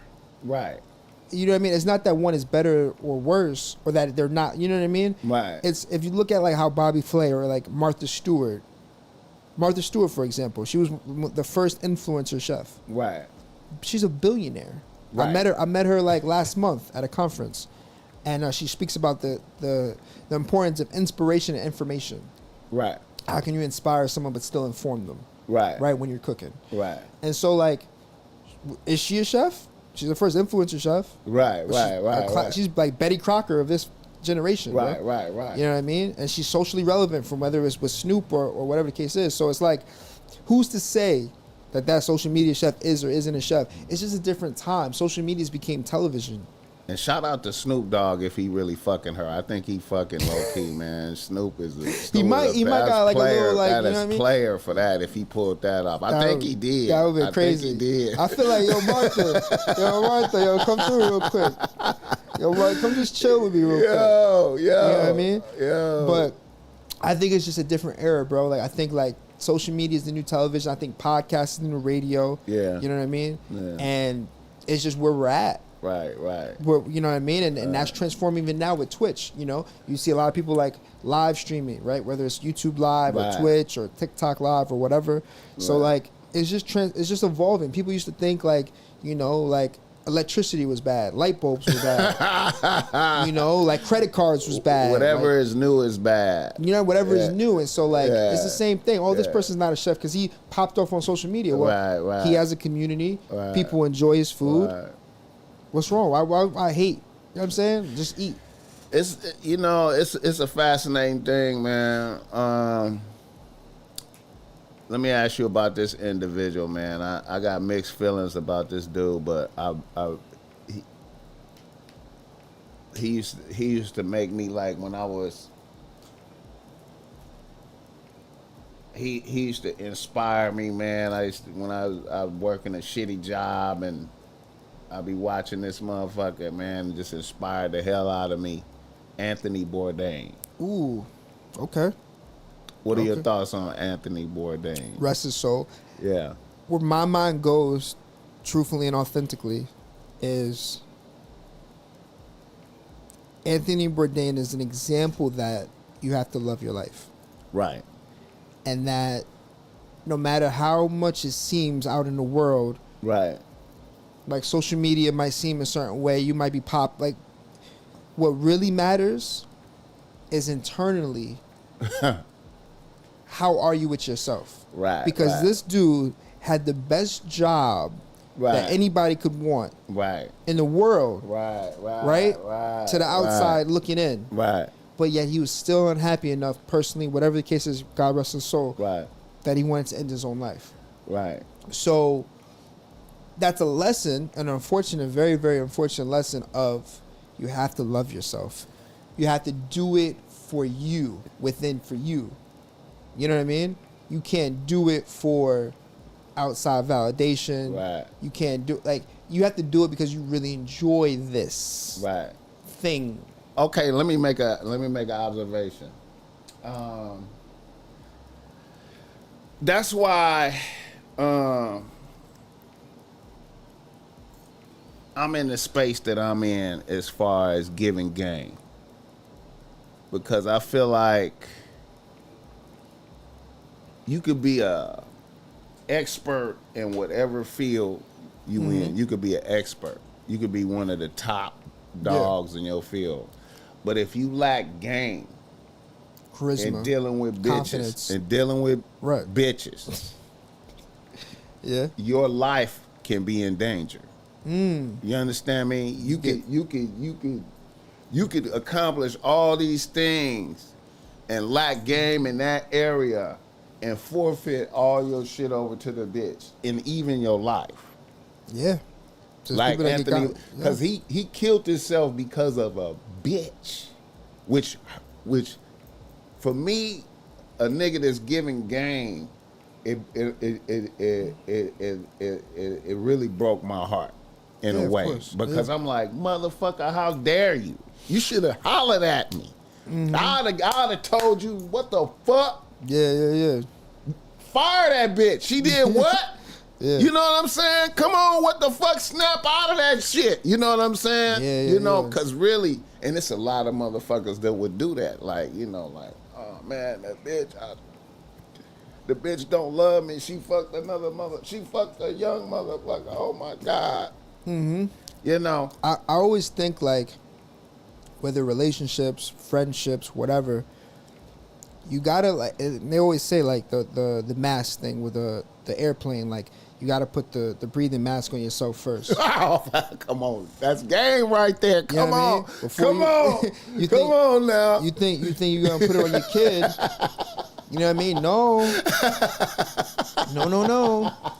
You gotta put that thing on yourself. Come on now. You know what I mean? Yeah. And then you can take care of everybody else. Take care of yourself. You can't be a good husband, business partner, friend, whatever, if you not good within you, bro. You take care of yourself. You gotta put your health first. Your mental health, your physical health, what you put inside your body. Yes, indeed. And then everything else comes. Then you could be a great whatever. Then I can help the next motherfucker. You know what I mean? So it really goes back to like, you gotta love yourself, bro. Oh man. You know what I mean? You have the best job in the world. Right. You know, people respect you. People love you. Oh man. People have like so much love for this dude. You know what I mean? Yeah, bro. So, it's crazy, man. Hey, these nuts. I appreciate that $2 right there, man. 100. 100. Shout out to Yale B in this motherfucker. Joe Blast. Respect. Borbalism. Come on now. Let me make sure I let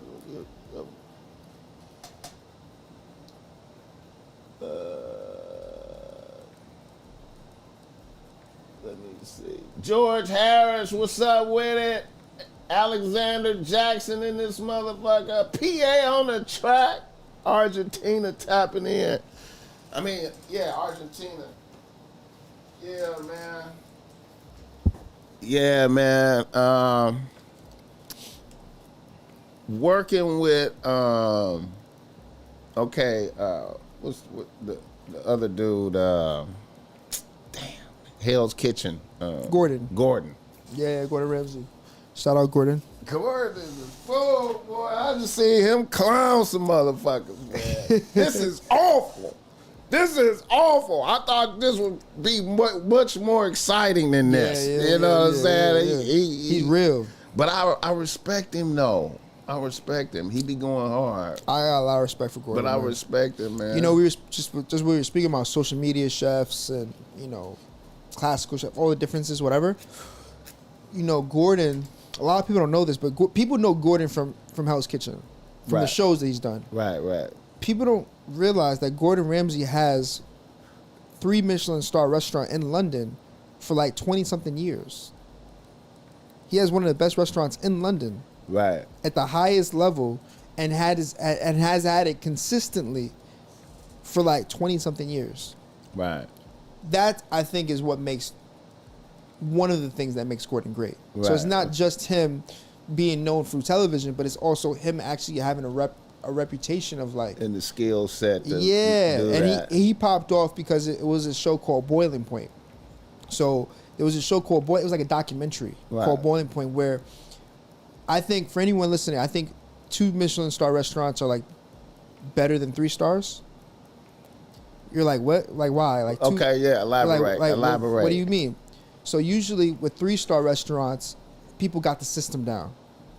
People been doing it at a certain level of frequency. They've been doing it for so long. They know. Right. Okay, this is the formula. They speak to a certain formula. Right. A 2-star restaurant is figuring out the formula. They're trying things. They're maybe a little bit more exotic. They're pushing to go the barriers. They're trying whatever they can do to go from 2 to 3. Right. Okay. It's a different level of precision because they're trying to break through. Right. Right. They're hustling. Right. 3 stars is like, well, we made it.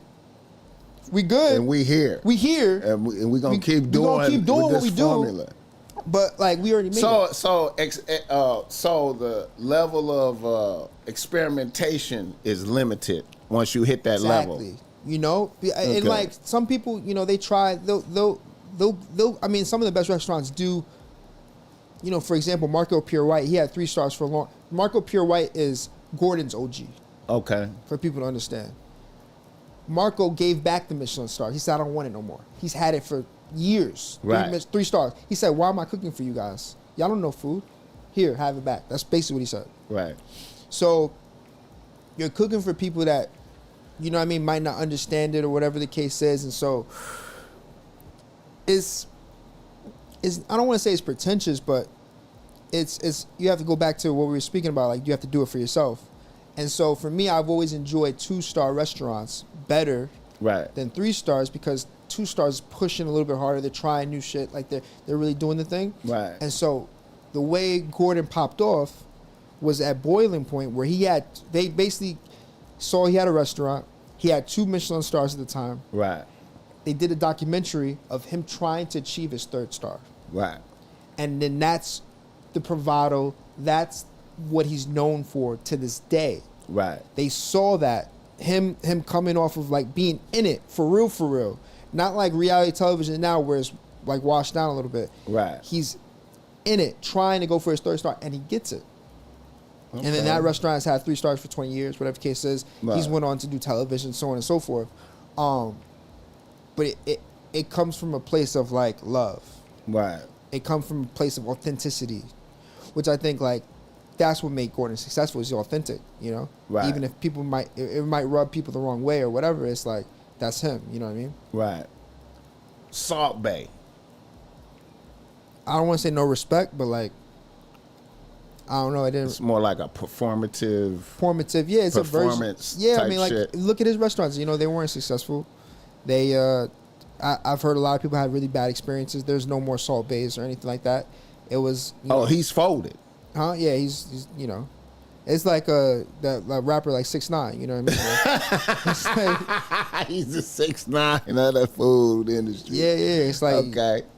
It's you know it's unfortunate. Right. You know I don't know what he's up to. And I have no discrepancies or you know I love everybody for the most part. So you know I wish him the best. But like I remember like I think that was a prime example of like people coming to a restaurant and not having a great experience. Right. He was charging motherfuckers. He was charging people for like the people didn't find the value in it. Right. So even though he had the bravado. Right. And like people do this even now to this day. It's became a thing. It's like like Google like yo go Google it. Like this is like Salt Bay. Like it was culturally relevant. Right. You know what they say like good marketing just shows. It just like shows a bad product faster. It'll highlight your weaknesses. Yeah. So if you got weaknesses, they're gonna be on display. Right. And so you gotta actually really love it and things like that. And like even if you're not a real chef, you can hire a real chef. Right. You can hire operators. You know what I mean? Have somebody in there that like has been doing the game for 20, and this is all he knows is a chef, right. and you're the face of it. Right. You know, there's different ways to do it, and so, you know, I don't know. What's the best city for food, you think? I would say New York City just because I'm biased, but I mean, sincerely though, I think obviously New York is definitely up there. Right. I think San Francisco has incredible food. Right, yeah.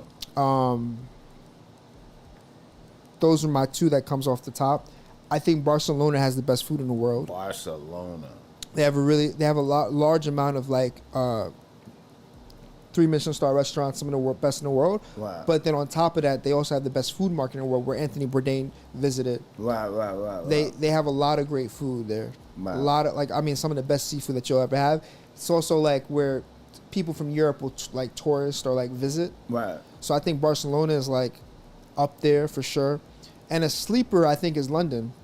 It's what people don't realize with London is that because you're overseas or over there in London, right, you can get the best products in the world all to London. So you can get the best Italian food, right, all in London. Like literally from Italy. Like it's a little bit harder over here because, you know, imported, more expensive. London is a lot cheaper, so you can get the best high quality Italian food. You can get the best high quality French food because Paris is right there. Right. So you can get all the best products in the world all in London. Right. Which people don't realize. Right. So they have a great food city, you know, food city as well.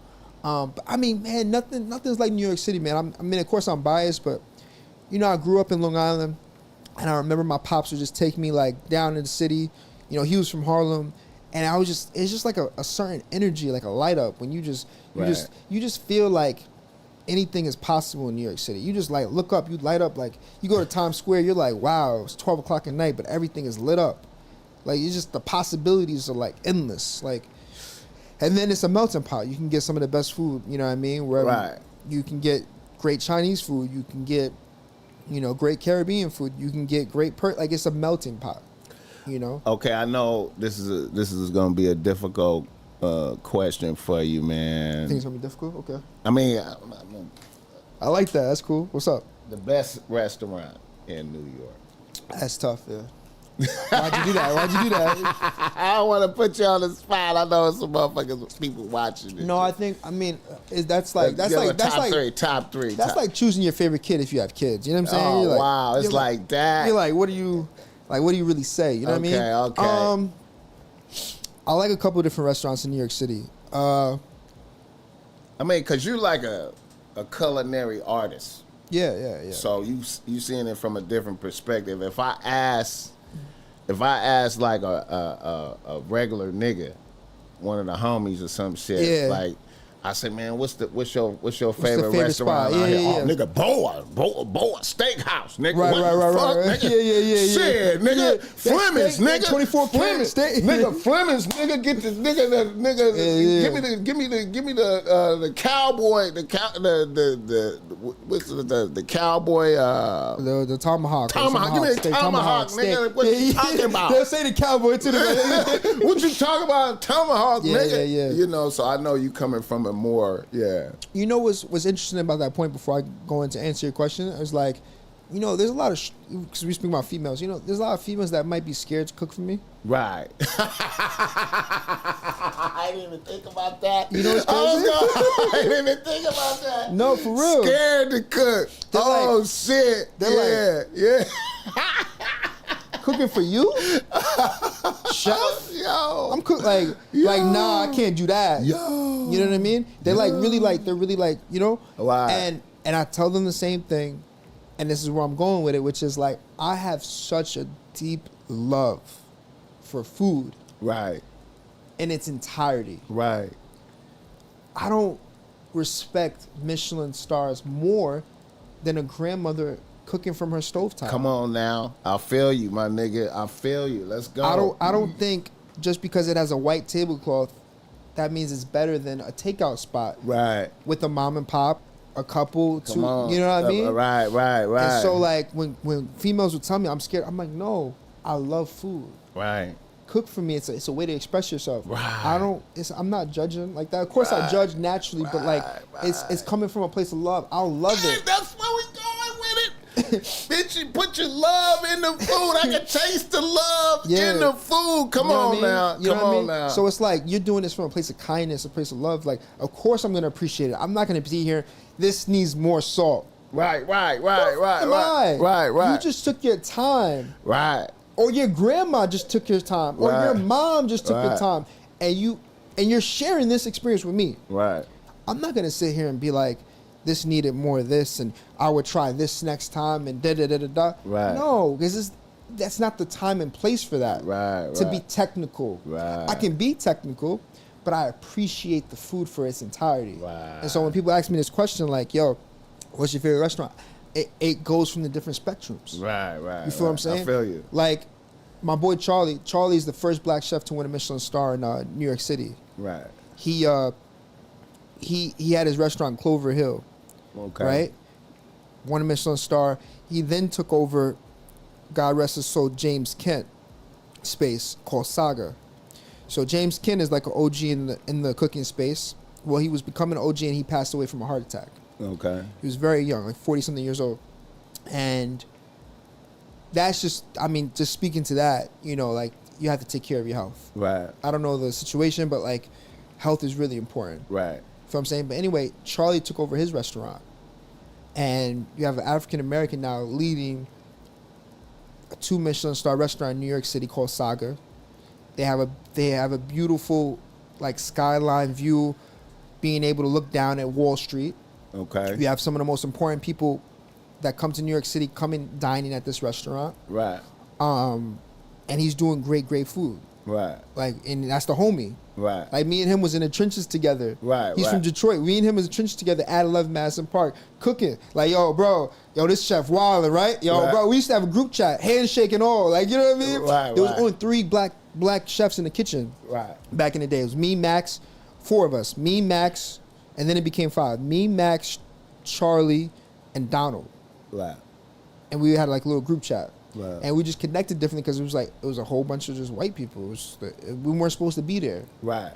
You know what I mean? And now this dude, like years later, is leading one of the best restaurants in New York City, Saga.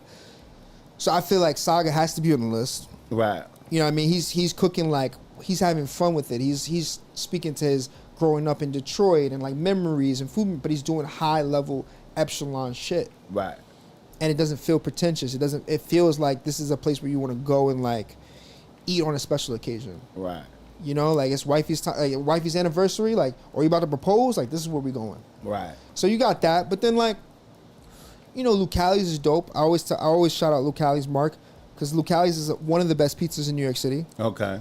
But I like Lucali's because they don't take any reservations. Okay. And it's BYOB.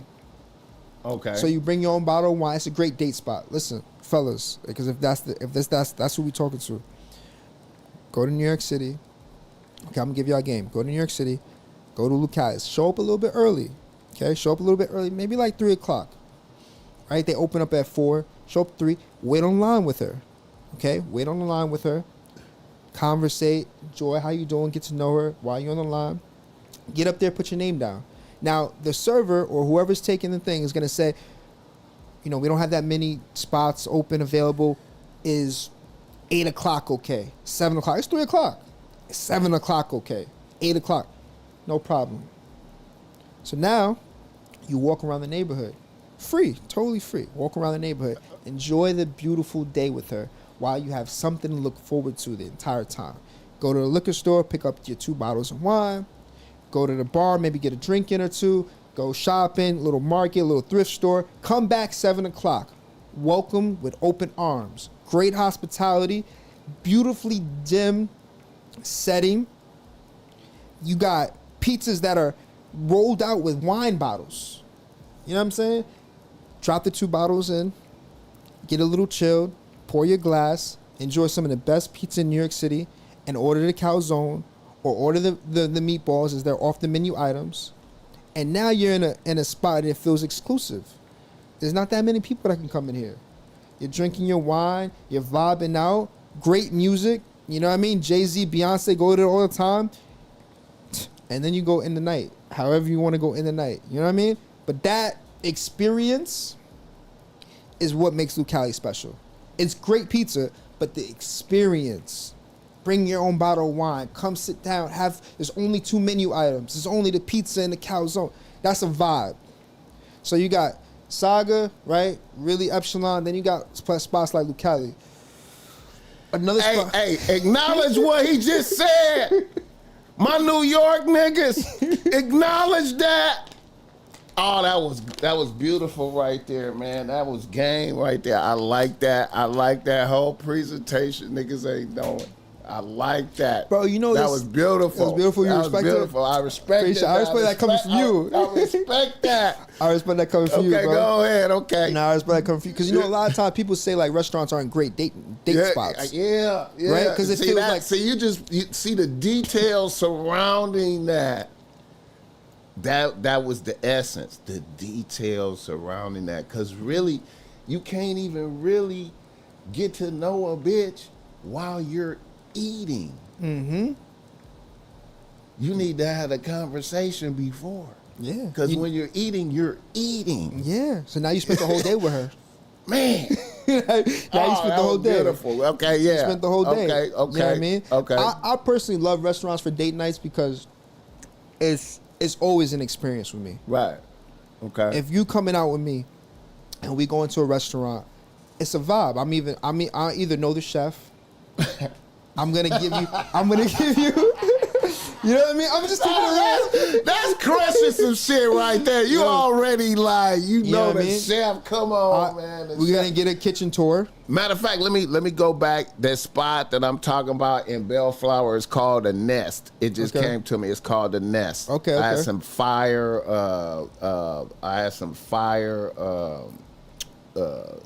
Grits, cheese grits. Ooh, I love cheese grits. Yeah, fire. That sounds delicious. Yeah. Okay, go ahead. Yeah, I like restaurants for date nights because food is such ingrained into who I am as a person. Mm-hmm. I'm able to really educate people on what they're eating.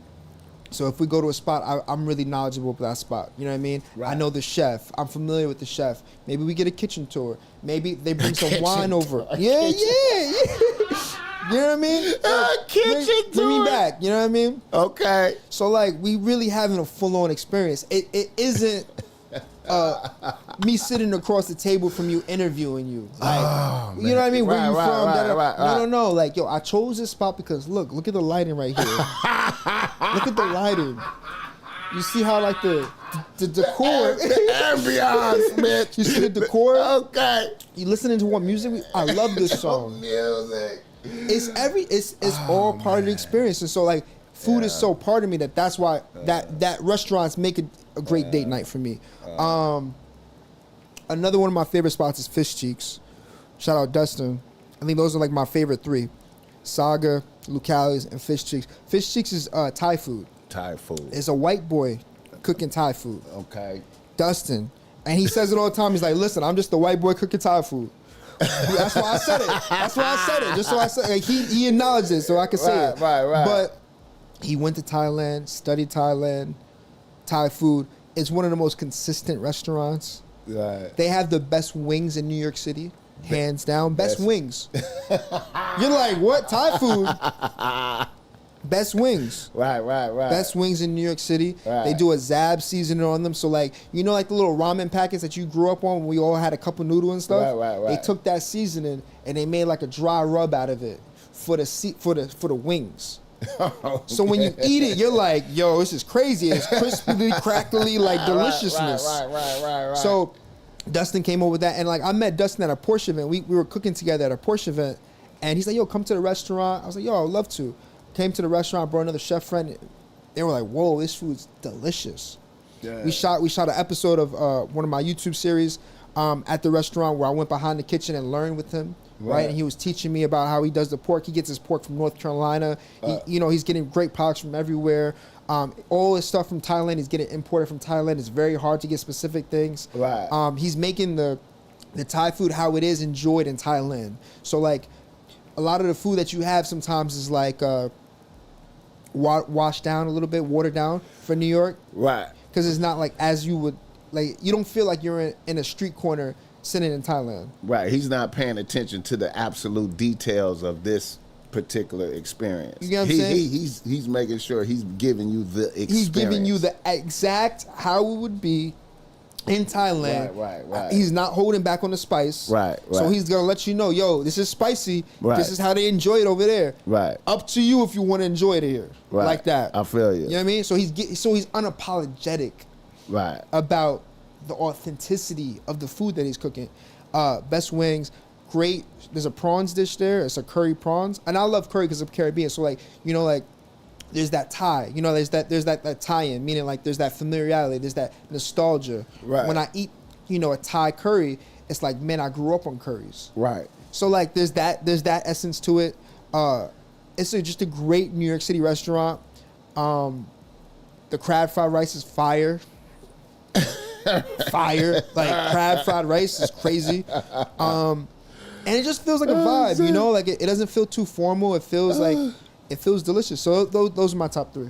I'm gonna have to go out there to go to Lucali's, man. Oh man. Hey, you get the day spot going. Shout out to Yale B. I appreciate that $20. What's the chef take on lab grown meat approved to be served by restaurants? Ooh, that's a great question. I don't dabble with that shit. I don't like lab grown shit. So I'll keep it a buck with you guys. You know, I really, because that was love, right? So shout out to the comment. Yeah. You know, my pops passed away like three and a half years ago. He had diabetes, but he didn't drink or smoke. He passed away from COVID. He didn't drink or smoke, and he became more intentional with his food. But he ate a lot of like processed foods and cheeses and things like that. And I remember discovering a box of all his things after he passed, and it was all these articles of everything he told me as a kid growing up. Yo, you should drink lemon water. Yo, you should do this, da da da. And like shit you don't really listen to as a kid because you're like, yeah, pops, whatever. Right. At that moment, it was a realization like food is medicine. Right. I feel that. And it put me down this path of like, I don't care about Michelin stars no more. I don't care about the James Beard. James Beard, if anyone listening, James Beard is like the Oscars of cooking. I don't care about James Beard cooking. I don't care about this or being this epsilon. I care about what we put inside our body. Okay, right. And so for me, grass-fed, grass-finished. Right. Vegan food doesn't mean it's necessarily good for you. Right. Because you're having lab-grown food, processed food. Right. The real enemy to me, in my opinion, as a chef, is processed foods. Okay. That's where you get in the not nice. I can't even say the word, but it starts with an N. But it's one of the things that gives cancer, nicotinamide or something like that. You're getting. I used to think cancer was like a wheel of death, doom thing. Right. It was like you wake up one day and you get fucking cancer. Right. No, a lot of it is about what you put inside your body.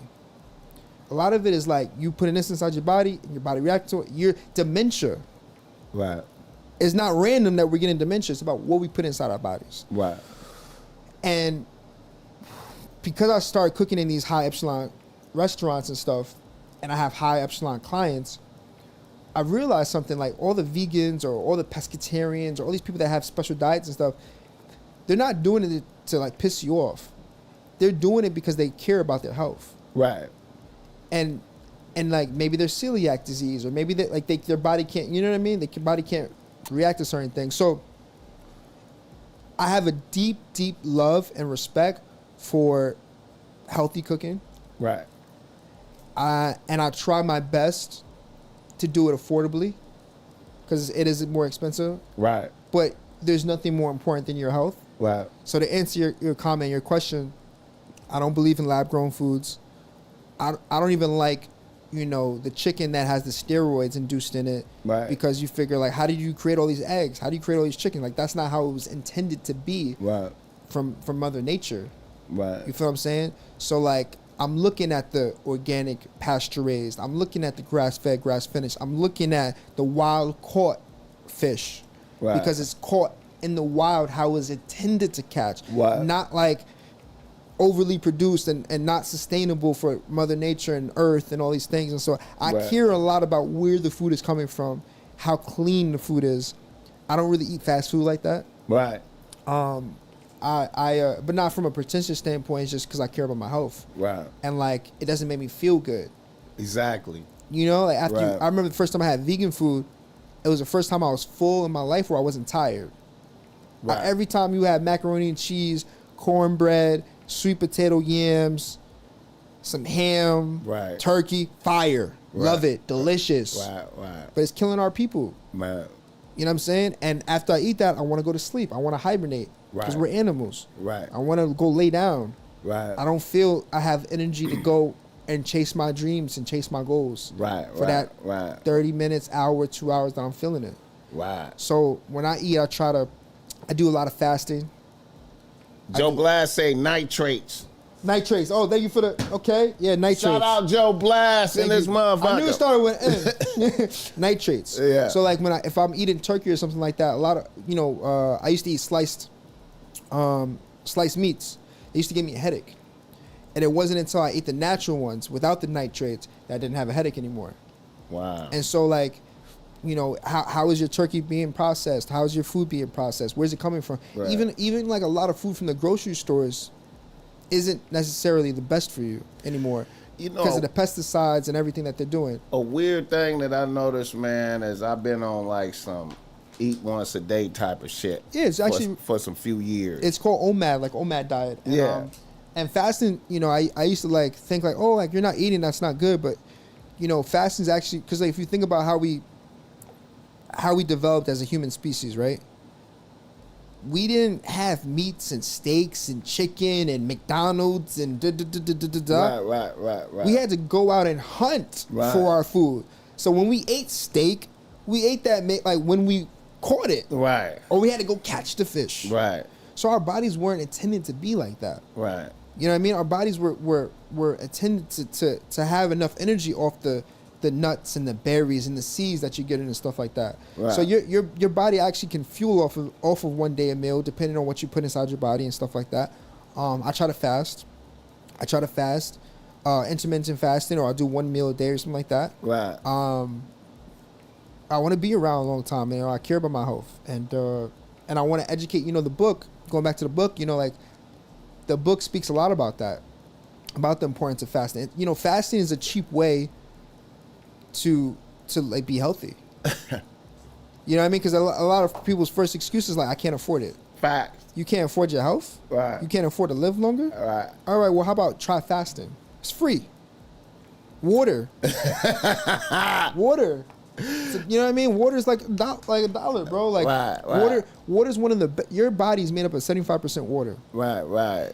Water itself, if you drink enough of it, will flush you out, all the toxins. Right. So just drink water. Right. Like that's like barely like free for the most part. You can get it like New York City has some of the best tap water, whatever the case is. I'm sure Los Angeles has great water too. Or get a filter. Like there's ways. My point is there's ways to prioritize your health. Right.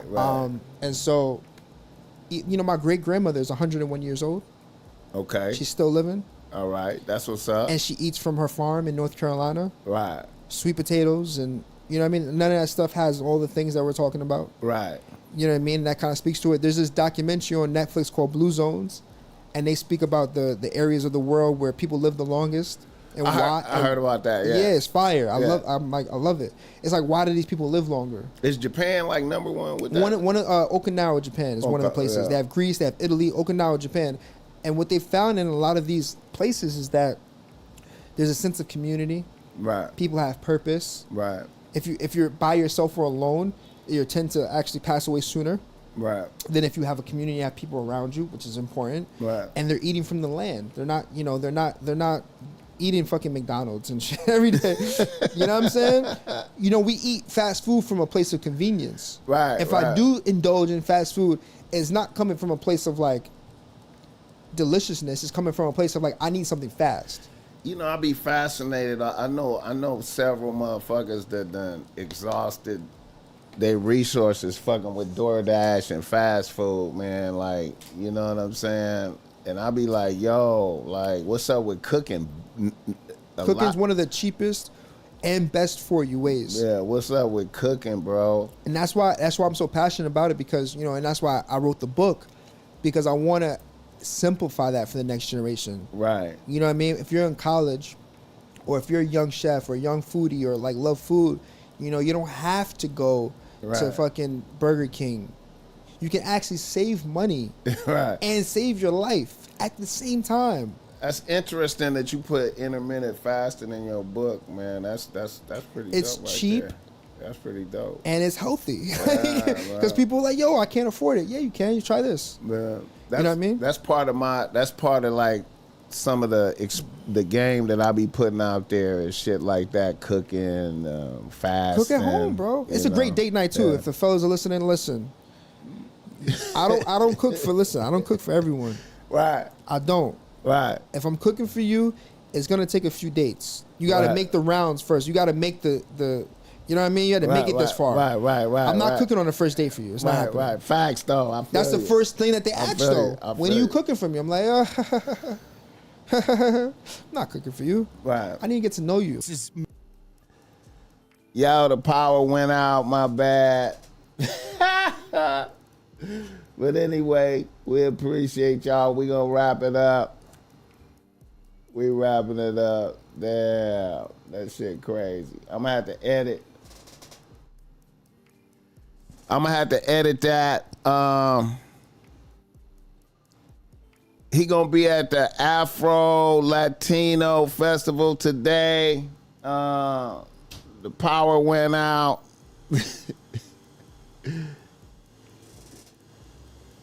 My bad. I appreciate y'all. We gonna wrap it up. I'm gonna have to edit out that part. 100 though.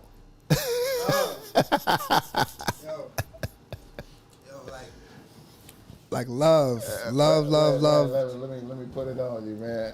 All right. Yeah, man. It's still live, man. Oh, it's still live? Yeah. Just, let them know where you're going to be at today, and I'm going to add it on there. Oh, fire.